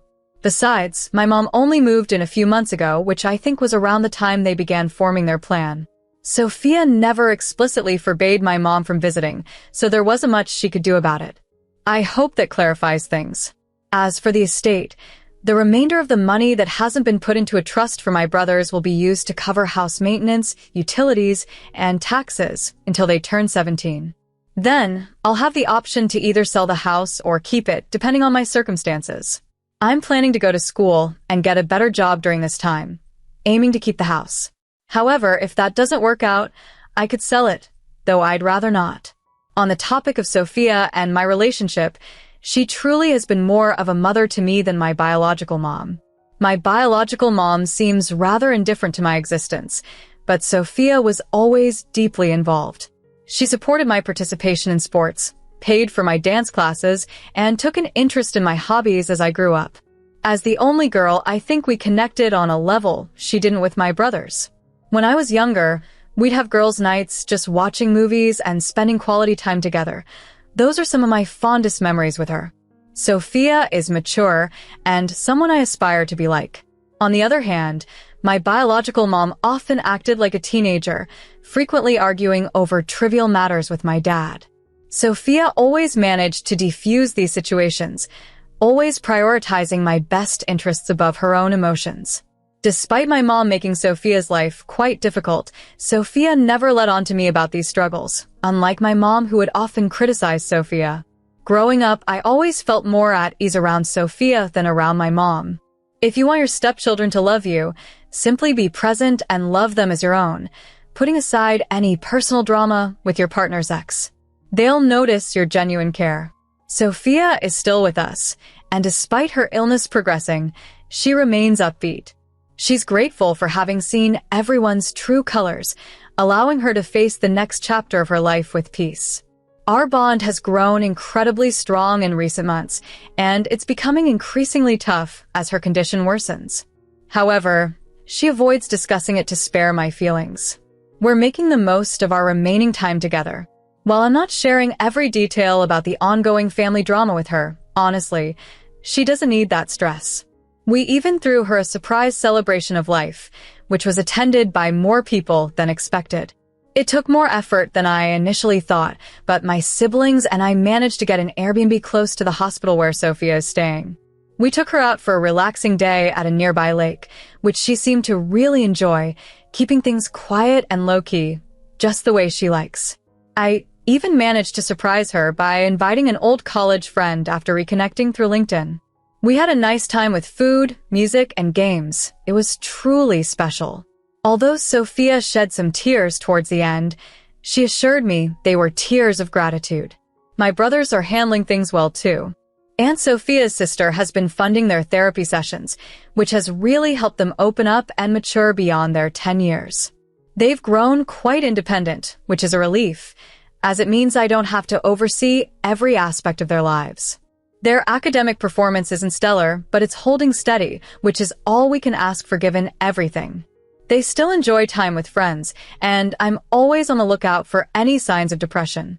As for my mom, the situation is as comical as it is awkward. After initially ignoring us, she came back, pleading to move in with me because her lease was ending. That conversation didn't end well, leading her to insult me. I firmly told her to leave, threatening to call the police. Following that, she tried to force her way back into our lives a few times, causing scenes that eventually led me to actually call the police. Being 16, I was warned I might have to return to her care, but thankfully my dad intervened, and I was allowed to stay put. The police eventually warned her against further disturbances after neighbors complained. She's since stopped coming by and now, blocked on all fronts, communicates through my dad if necessary. My dad, needing to stay with us for another couple of months until I turn 17, has kept his distance. We've had our challenges, especially with the ongoing divorce proceedings, but I've managed to leverage these situations to maintain some peace at home, even threatening to kick him out once I'm of age if he contests the divorce. He recently rushed through all the paperwork for a swift divorce and now just follows Sophia's directions without much resistance. I don't openly show him disrespect. He's still my father, but I've made it abundantly clear that I'm not inclined to follow his commands, and he rarely challenges me on this. Most days, he stays secluded in his room, occasionally visiting my mother, though their reunions are brief and usually end in arguments that see him sent away again. As for me, I'm coping as best I can. I landed a new job that pays a bit better, so I'm concentrating on saving money and supporting my brothers. Between work, school, and visits to Sophia, my schedule is packed, leaving little time to reflect on our situation. However, I know a moment of reckoning will eventually come. A friend has been incredibly supportive through it all, helping me manage my responsibilities, and I'm immensely thankful for his assistance. In her final days, although Sophia was physically frail, her mental acuity never waned. I took your advice and captured some voice notes for my brothers. Initially, we considered video, but we decided against recording her in her diminished state.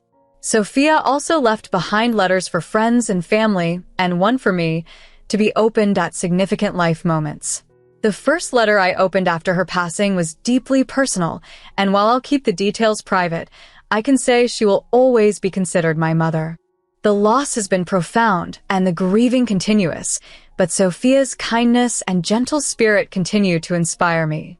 My brothers and I have grown even closer through this experience. They are coping remarkably well, continuing with therapy and open conversations about their feelings. Our bond feels stronger than ever as we navigate this challenging period together. I'm currently balancing work and family life, dedicating as much time as possible to support my loved ones. Although they might not realize it, I lean on them just as much for emotional support, since they are the people I can open up to about anything. Following the loss of a central family figure, we've surprisingly grown closer and stronger. My relationship with my dad has significantly improved. We attended therapy sessions together where he acknowledged his past mistakes, and I've reached a place of forgiveness, recognizing his efforts to make amends, especially towards the end of my stepmother Sophia's life. Despite their divorce and ongoing tensions at home, I see a positive change in him since Sophia's passing, and I choose to focus on his progress for my own peace of mind. As for my biological mother, she's been absent since I turned 17 and made unsuccessful attempts to reconnect. My father and I have decisively moved on from her after she showed her true colors following Sophia's passing. I've heard through the grapevine that she's moved on with a new partner, but I maintain my distance and focus on my own well-being without any desire for reconciliation. Amidst these personal challenges, I've opted to postpone college for a year to provide support to my family and save money for my job. My friends have been incredibly supportive, and I'm grateful for the online community that has checked in on me. I'm taking life one day at a time, with plans to study journalism in college when I'm ready. For now, my priority is my family's needs, even if it means delaying my education.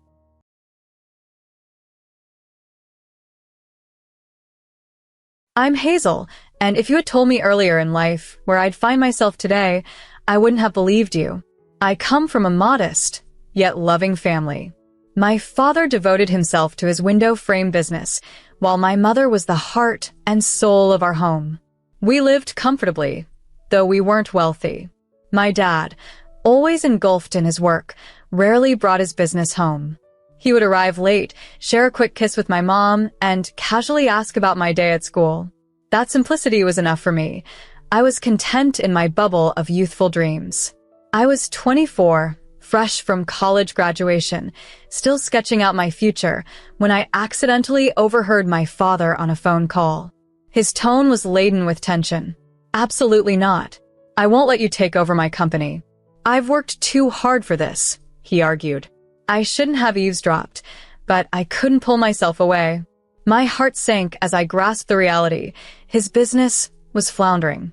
Why hadn't he mentioned anything? That evening, while we sat around the dinner table, I studied my father. He joked with my mom about her overcooked pot roast, but I could see the stress etched around his eyes. His smile didn't quite mask his unease. I felt compelled to act, yet I was clueless about business. Still, the thought of standing by while our family legacy disintegrated was unbearable. Determined, I began investigating the next day. It didn't take long to discover who was behind the hostile takeover attempt, a KGM businessman named William. His office was not far from her home. When I arrived, the receptionist gave me a skeptical look as I requested to see him. "Do you have an appointment?" she inquired with a raised eyebrow. "No, but it's urgent." "Please, just 5 minutes," I pleaded. Her expression softened slightly, and after a brief phone call, she directed me to the elevator. "Top floor," she instructed. The elevator ride seemed to last an eternity. As the door slid open, I was met by William himself. He was older than I had anticipated, with silver hair and piercing eyes.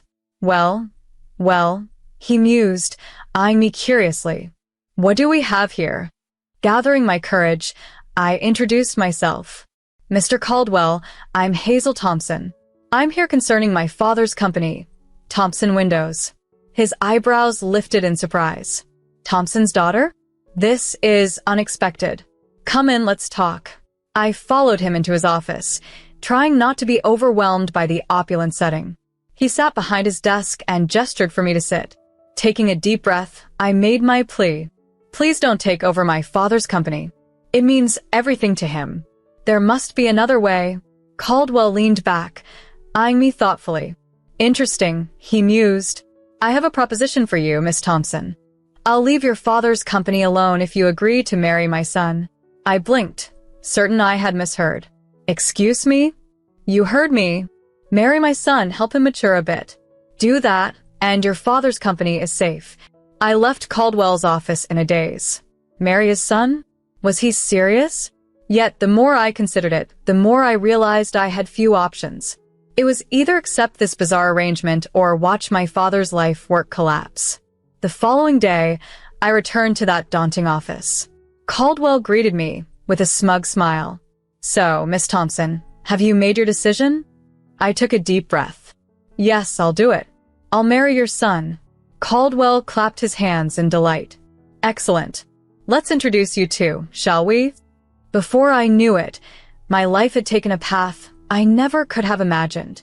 I was led into a new room, and there stood Caldwell's son. Expecting a conventional, buttoned-up businessman, I was instead greeted by a man who was the complete opposite. He was tall, with tousled dark hair and an easy, crooked smile. "Hey," he said, reaching out his hand. "I'm Hudson. You must be Hazel." As I shook his hand, I tried to conceal my surprise. "Yeah, that's me." Hudson's father coughed slightly, breaking the moment. "I'll leave you two to get acquainted." As the door clicked shut behind him, Hudson's relaxed facade fell away. He ran his fingers through his hair, his comfort fading. "Look, I'm sorry about this. My dad, he's a bit traditional." I shrugged, playing it cool. "It's fine. We're both adults. We can manage, right?" Hudson's laugh was strained. "Yeah, just a casual arranged marriage. No big deal, right?" We spent the next hour chatting, and despite my initial reservations, I found Hudson intriguing. He was intelligent and humorous, though he seemed a touch reckless. I understood why his father was eager for him to mature. Over the following weeks, Hudson and I began to spend more time together. Dinners, movies, typical dates, yet an awkward tension lingered. It was all pretend, a staged romance. And 3 months after our initial meeting in Caldwell's office, I found myself walking down the aisle. My father was radiant with pride, oblivious to the agreement that saved his business. As I recited my vows, I looked into Hudson's eyes. They didn't hold love, but there was a sense of camaraderie. Perhaps that was enough. The wedding reception passed in a whirl of well wishes and bubbly. Hudson's mother, Madison, pulled me aside, her smile sharp. "Welcome to the family, dear," she cooed, her tone laced with feigned warmth. "I do hope you'll make Hudson happy." I returned her smile, equally forced. "I'll certainly try, Mrs. Norrell." As we departed for our honeymoon, I noticed Hudson's father, a smug smile on his face, pleased with his orchestration. A surge of resentment washed over me. This was all just a strategic play for him. The initial years of our marriage were indeed an adjustment. Hudson and I lived comfortably in a spacious house funded by his father's fortune, more like roommates than spouses. I made an effort to steer Hudson in a positive direction, and gradually, he began to take his responsibilities more seriously, earning his father's approval. This gave me a small sense of victory, that perhaps our arrangement held some merit. However, Hudson's mother remained a challenge, her disapproval always palpable. She never voiced her criticisms, but her expression spoke volumes, the slight pursing of her lips telling me all I needed to know about her feelings towards me. As we settled into our unconventional married life, I pondered the future, hopeful yet uncertain. Every time she spoke, her words would sting with backhanded compliments. "Oh, Hazel, that dress is interesting. It's so brave of you to wear something like that," she'd say. I'd clench my jaw and force a smile, responding, "Thank you, Mrs. Norr." Despite these challenges, I clung to hope that maybe, just maybe, Hudson and I could find love in our marriage, especially if we had children. However, life had different plans. It was a crisp autumn day when Hudson and I, sitting in the silence of the doctor's office, were hit with devastating news. "I'm sorry," the doctor said with a gentle voice, "but the tests show that you, Mr. Caldwell, are unable to father children." The words struck me hard. No children. The very thing I hoped would bring us closer and solidify our marriage was now out of reach. That night, as I lay awake, my thoughts drifted to my father, whose business had thrived since my marriage to Hudson, even doubling its turnover. While I was genuinely happy for him, I felt adrift, longing for a purpose beyond just being Hudson's wife. When I suggested working to Hudson, his response was immediate and dismissive. "Why would you need to work? We have more than enough money. But it wasn't about the money. I wanted to do something meaningful. He simply shook his head. In our circle, wives don't work. They do charity. Why don't you start a foundation or something? And so, the Hazel Caldwell Foundation for Children with Cancer was born. It wasn't the path I had envisioned for myself, but it gave me a sense of purpose. I dedicated myself to organizing fundraisers, visiting hospitals, and doing all I could to help. Hudson seemed indifferent to my new passion, as he did to most things concerning me. We lived side by side, yet our lives barely touched. A decade slipped by, and then the world shifted once again when Hudson's father died suddenly of a heart attack. Overnight, Hudson was the new CEO, burdened by the immense responsibilities. 4 years later, more bad news arrived. Hudson's mother was diagnosed with cancer. We should move her to a care facility, Hudson suggested distantly. But she refused, insisting, I will die in my own home. Drawing upon my experience from the foundation, I took charge of her care, arranging for nurses, coordinating treatments, and spending hours by her bedside. To my surprise, Madison's attitude toward me softened.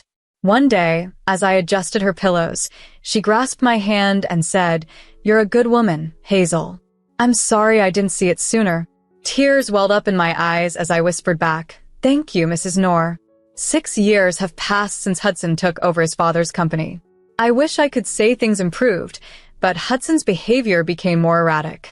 He drank heavily, came home at odd hours, and snapped over trivial matters. Then one day I received a call. Hudson's mother, Mrs. Knorr, had reached out to me in concern after noticing Hudson hadn't shown up at the office for several days. When Hudson returned home late one night, the stench of alcohol heavy on him, I couldn't hold back my concern any longer. Hudson, what's going on? Your assistant is worried, and you've been missing work, I said, trying to understand his sudden change in behavior. His response was a bitter laugh. Work? Why bother? The company is failing. It's sinking just like the mess my father left behind, and I can't save it. I was stunned to hear him speak so casually of his and our livelihood vanishing. Despite his lack of initiative, I was desperate to find a solution. I reached out to my father, who, though semi-retired, was willing to help.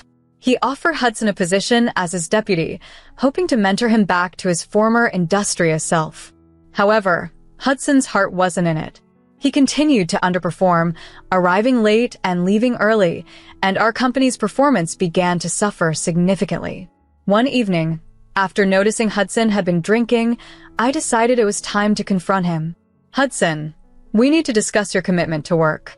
You're affecting the business, I began, hoping to spark some sense of responsibility in him. His reaction was one of anger. Blame me, huh? I never wanted any of this, the job, this life.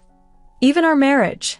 I'm just waiting to sell my mom's house once she's gone, he retorted with a cold, mocking laugh. I was appalled. How can you be so cruel? Your mother is ill, and all you think about is the money, I replied, disgusted by his callousness. We're both trapped in a marriage neither of us wants, he shot back, equally disgusted. As I turned to leave, I came face to face with Hudson's mother. Her expression reflected deep sadness, yet understanding. She squeezed my hand silently, sharing a moment of mutual sorrow and acknowledgement. Tragedy struck shortly after, with a call informing me that my parents had died in a plane crash. Devastated, I faced the funeral alone. Hudson was absent. Standing by my parents' graves, I felt utterly abandoned. After the funeral, my grief turned to anger. How could Hudson abandon me at such a time? I went to confront him at the office, finding him arrogantly settled in my father's chair. We need to talk, I said, my voice shaking with anger. He barely looked up, annoyed. What now, Jules? Can't you see I'm busy? Busy? You couldn't even show up for my parents' funeral, I exclaimed. He rolled his eyes dismissively. Enough with your moral high ground, Jules. I'm tired of your constant nagging. That was the last straw. I'm done, Hudson. I'm done with all of this, I declared, shocked but resolute. I witnessed a chilling transformation in his demeanor. The fury in his eyes was swiftly replaced by a calculating coldness. You know, This company is valued at about $21 million, he began, his voice eerily calm. And now, as the deputy director, it all belongs to me? My heart sank as he spoke. What are you talking about? I asked, disbelief clouding my voice. He leaned back in my father's chair, a smug smile spreading across his face. I'm the deputy director now. I have all the passwords, access to every account. I'm in charge. His words were a hammer to my hope. You can't do this, I managed, my voice trembling. You've already driven your father's business to ruin. I won't let you destroy my father's legacy as well. Hudson's laughter was cold and harsh. I'm not going to run it into the ground. I'm going to dismantle it, sell it off piece by piece, and live like a king. Before I could react, he turned to the computer and began transferring a large sum to his personal account. There, he said, turning to face me again. That should keep me comfortable for a while. As if to add insult to injury, he casually reached into his desk, pulling out a stack of papers and tossed them at me. And here are the divorce papers. I think it's time we ended this charade, don't you? I caught the papers instinctively, my mind reeling from the rapid onslaught of betrayals. This was too much, too fast. My parents gone, my marriage over, my father's company slipping through my fingers. I left his office in a daze, the divorce papers clutched in my hand. But as I walked, something within me shifted. For years, I had succumbed to Hudson's manipulations. No longer. It was time to fight back. With renewed resolve, I made my way to my father's lawyer's office. Mr. John had been a trusted confidant of my dad's for years. Hazel, he greeted me, rising from his seat. I'm so sorry to hear about your parents. How are you holding up? I collapsed into the chair across from him, pouring out the day's harrowing events. Mr. John listened intently, his expression darkening with each word I spoke. When I finished, he leaned back, a determined smile touching his lips. Hazel, there's something you should know about your father's will. He made some changes just before the accident. He began reading the will, and with every word, I felt a burden lifting from my shoulders. The company was mine, left to me by my father, not Hudson. But there was more.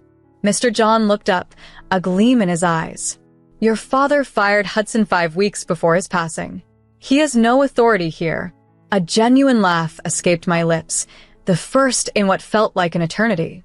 So, all of Hudson's orders were void. Mr. John confirmed it, and then handed me an envelope. There's one more thing, a letter from your father. Tears blurred my vision as I read my father's familiar handwriting. My dearest Hazel, it began, if you're reading this, it means I'm gone. I'm sorry for leaving you this way, but I hope I've equipped you with everything you need to build the life you deserve. The company is yours, and Jules, it's time to let go of Hudson. You've sacrificed enough for that marriage. It's time to live for yourself. I love you, sweetheart. Make me proud. Looking up at Mr. John, I wiped my eyes. Do you have a pen? Without a word, he handed me one. Signing the divorce papers Hudson had thrown at me felt liberating with each stroke of the pen. Can you file these? I asked, handing them back. I want this done quickly. Mr. John nodded. Consider it done. As I stepped out of his office, I felt truly free for the first time in years. No more Hudson. No more being puppeteered by others. On impulse, I pulled out my phone and dialed Riley, my best friend from the charity foundation. It was time to start anew on my own terms. Hazel texted Riley, proposing a coffee catch-up, excited to share some significant updates. Soon after, they found themselves in their favorite cafe, each cradling a warm latte. With a curious glance, Riley prompted Hazel, so, what's this big news? Taking a deep breath, Hazel shared everything, her breakup with Hudson, the upheaval at her company, and her ongoing divorce. Riley, eyes wide with surprise and sympathy, squeezed Hazel's hand across the table, offering encouragement. Girl, you're free now and you're in charge. Despite her friend's enthusiasm, Hazel was hesitant. Do you think I can really manage the company on my own? Riley looked at her firmly. Hazel, you've been handling that charity foundation brilliantly for years. You're smart, organized, and genuinely care about people. You'll be an incredible CEO. Heartened by their conversation, Hazel felt rejuvenated and ready to confront the next challenge, retrieving her belongings from the house she never truly considered home. There, she encountered her mother-in-law, Madison, looking weary from her cancer treatment. Softly, Hazel announced her intention to collect her items and mentioned the divorce. To Hazel's surprise, Madison's eyes teared up. "I haven't always been kind to you," she admitted, "but you've been so good to me. Would you let me come with you?" Before Hazel could respond, the front door burst open and Hudson stormed in, furious over the frozen company accounts. Standing her ground, Hazel declared the funds and the company were never his to claim, revealing that her father had already dismissed him from his position and barred him from the premises. Noticing his mother packing, Hudson's anger deepened, blaming her for his faults. As he ranted, Hazel and Madison quietly packed. The drive to Hazel's parents' house was somber, with Madison resting from the day's stress. Upon arrival, Hazel helped her weary mother-in-law into the house, offering her the familiar comfort of her parents' room. "Are you sure?" Madison asked, taking in the new surroundings, her eyes wide and grateful. Hazel reassured her, feeling a sense of closure and new beginnings as they settled into their new, unexpected chapter together. I acknowledged the tightness in my throat, agreeing quietly, yes, I believe they would have preferred it this way. As I assisted Madison in getting comfortable, a complex wave of emotions washed over me. I mourned the loss of my parents, felt relief at being free of Hudson, and faced uncertainty about what lay ahead. Yet, beneath it all, there was a flicker of hope.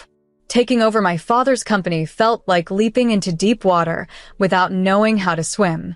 Those initial months were packed with endless meetings, financial reviews, and countless sleepless nights. Determined to succeed, I enlisted the help of Tom, a skilled business factory who became my indispensable advisor. "You have sharp instincts, Hazel," he would often remind me, encouraging me to trust in them. Gradually, I started to gain confidence. By the 3-month mark, I wasn't just keeping my head above water. I was thriving, making strides that even improved the company's performance, which filled me with immense pride. My father would have been proud. Alongside my corporate responsibilities, my commitment to the Cancer Foundation deepened. It connected me to my past and illuminated my path forward. Madison's health declined over time, and I devoted myself to her care, ensuring her comfort during her final days. Our relationship grew stronger, healing old rifts and building a bond one had never imagined possible. When she passed, I held her hand, thanking her softly for everything, and she offered a weak smile before slipping away peacefully. I organized the funeral meticulously, though Hudson's absence was a harsh reminder of his downward spiral. Shortly after, Mr. John summoned me to his office. To my surprise, Hudson was there with a new girlfriend, flaunting a cocky grin. "Well, if it isn't the little CEO," he sneered. "Don't worry, I'm just here for my inheritance. Blood is thicker than water, right?" As Mr. Joe began reading Madison's will, I watched Hudson's smugness turn to shock and then to rage. Madison had left her house and all her savings to me, with instructions to donate it to the Cancer Foundation.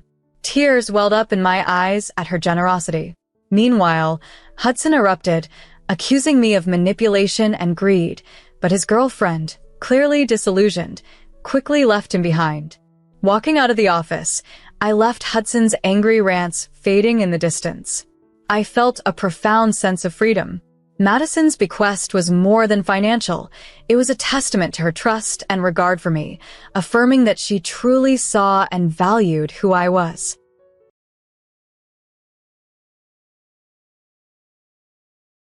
My name is Chloe. I'm a 16-year-old girl, and I've been brought up by a remarkable woman who I consider my true mom, named Eleanor, aged 47. My upbringing was quite unusual. I was actually born through surrogacy because my real mother, Harper, aged 47, never wanted children, whereas my father had a deep desire to be a dad. They settled on surrogacy, and that's how I came into this world. My early childhood was marked by the absence of my mother. Harper, hailing from a wealthy family, largely left my care to a series of childcare while she pursued her own interests. My father, on the other hand, adored me. He cherished every moment with me, despite his demanding work schedule. Unfortunately, my father passed away in a tragic car accident when I was just 8, a loss that devastated me and left a void in my life. Following his death, Harper's detachment from me grew. She threw herself into a life of social events and luxury, showing little interest in my well-being. The childcare she hired were cold and indifferent, and as I grew older and more aware of my neglect, I began to protest against their cruel treatment. By the time I was 9, fed up with my complaints and seeing me as a nuisance, Harper decided she had enough and arranged for someone to take me away. That someone turned out to be Eleanor, my surrogate mother. She was the polar opposite of Harper. Kind, caring, and genuinely happy to have me around. Living with Eleanor, I began to heal. She encouraged me to express my feelings openly, which was a stark contrast to the emotional repression I had experienced. It wasn't long before I started calling her Mom, a title she truly deserved because of the love and nurturing she provided, something I had been craving since my father's death. Years passed, and recently, after I inherited a mansion from my grandfather, Harper suddenly showed an interest in reconnecting with me. Now, at 19, I find myself pondering the intentions of a mother who had abandoned me in my most vulnerable years. This turn of events brings a mix of emotions and decisions that I must navigate carefully. Designing is the passion I've decided to pursue in my life, a flame that was sparked by someone very special. She has supported every facet of my life, continuously offering her encouragement.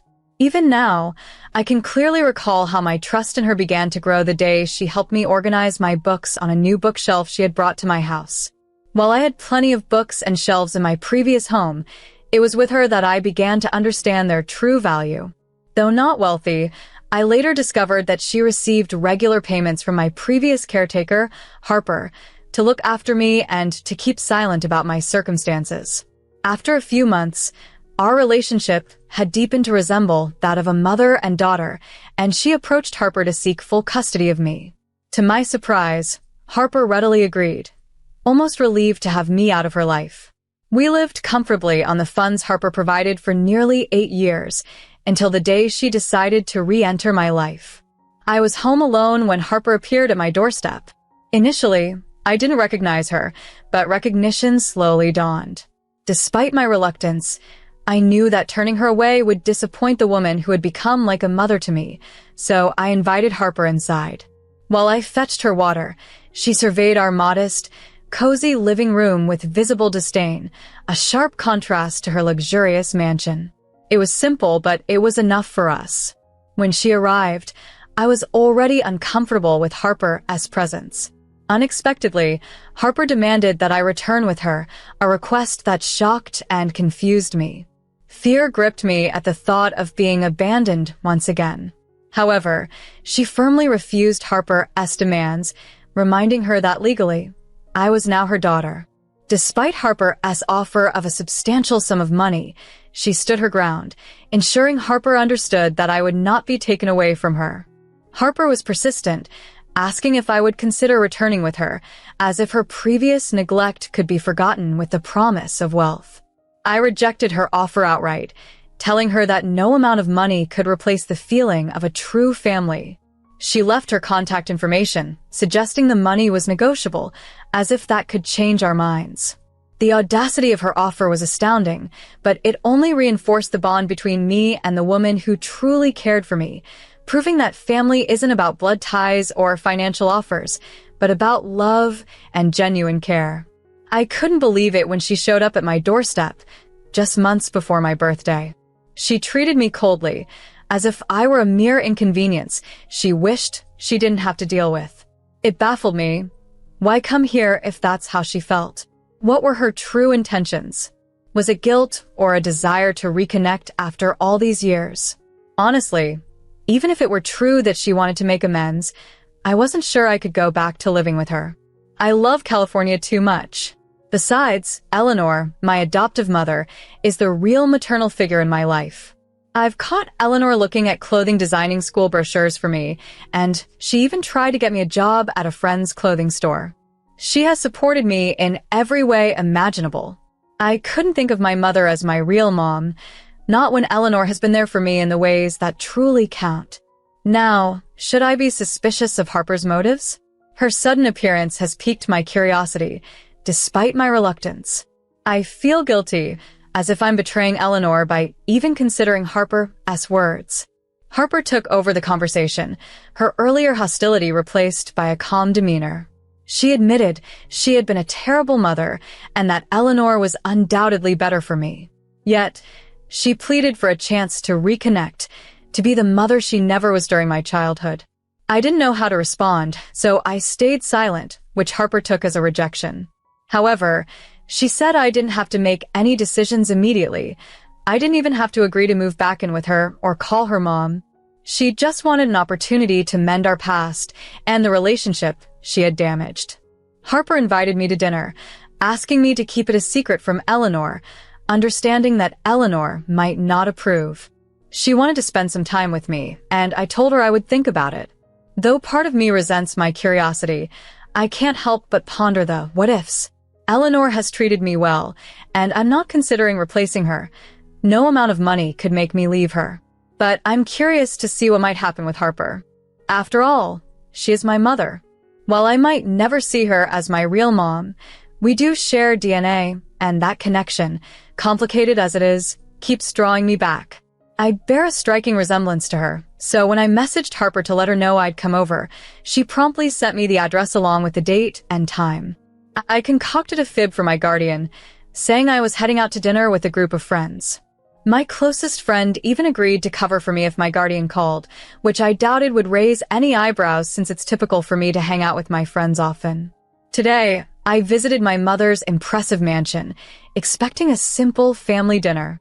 To my astonishment, it turned out to be a grand affair with even my grandfather, RD, aged 67, in attendance. I hadn't seen him in about a decade, yet the moment he saw me, he embraced me warmly. Memories of him carrying me on his shoulders during past visits flashed through my mind.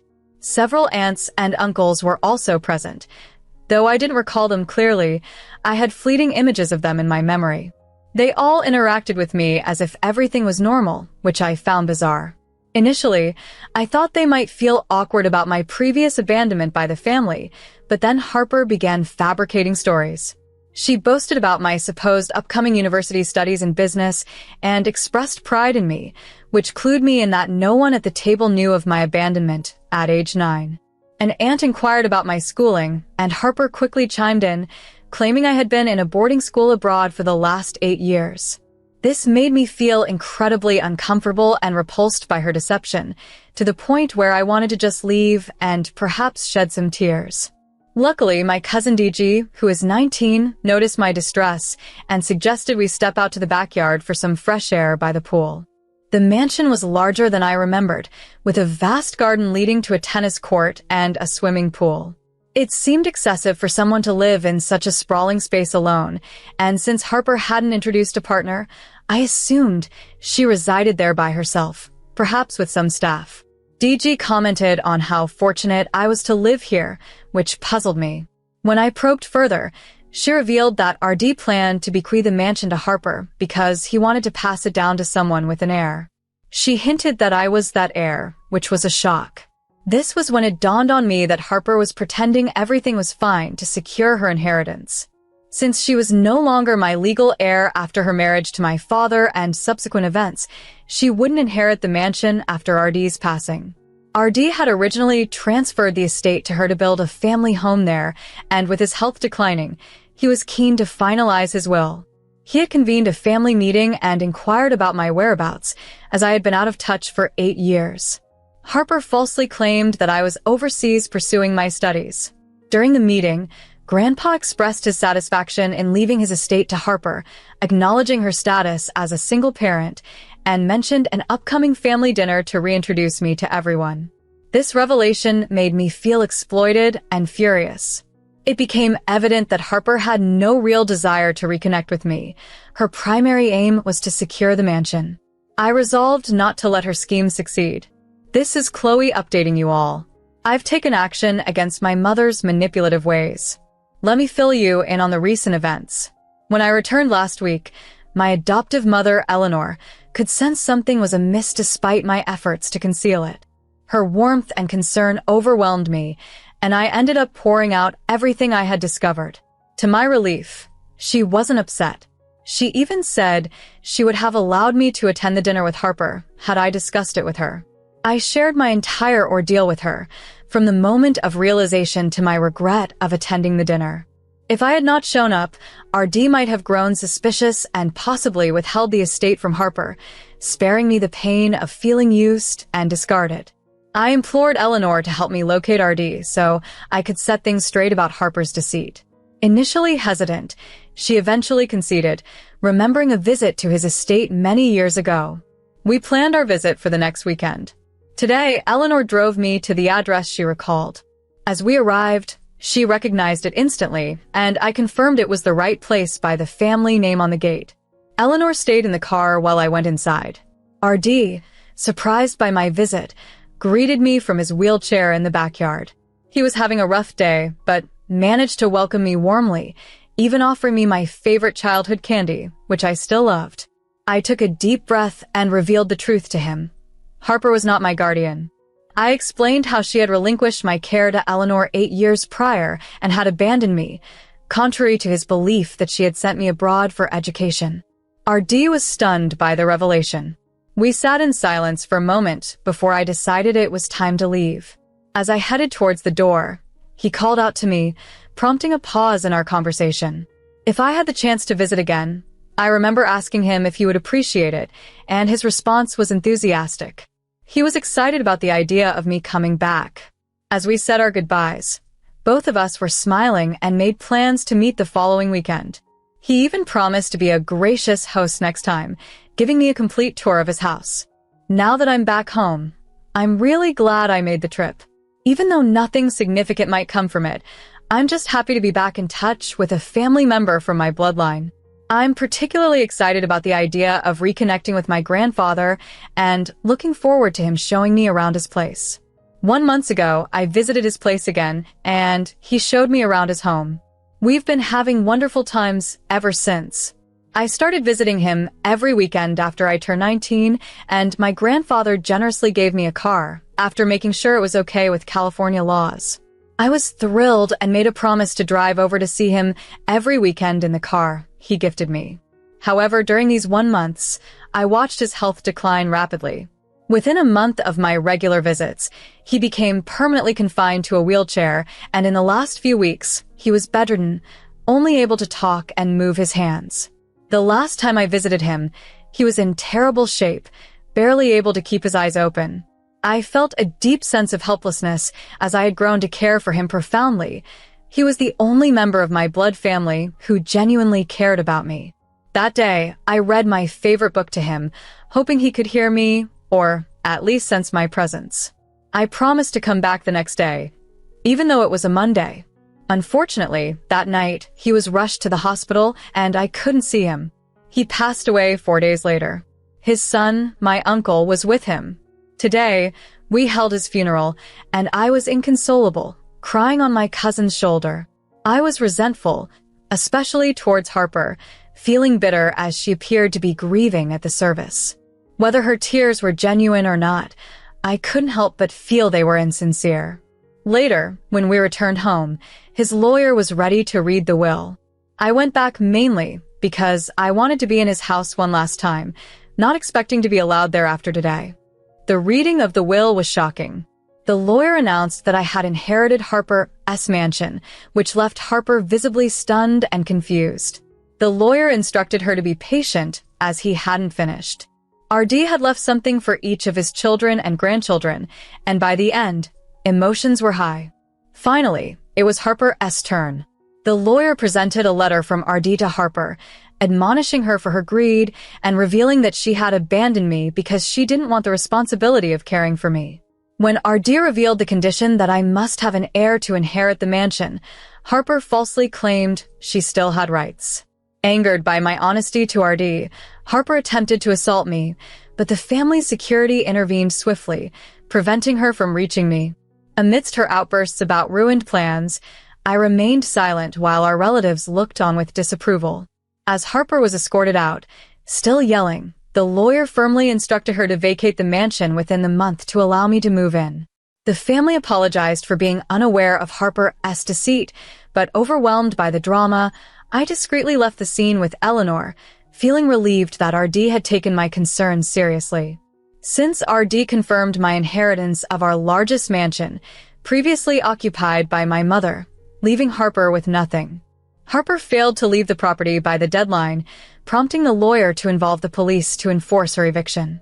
I haven't kept track of her whereabouts, and frankly, I'm indifferent to her situation.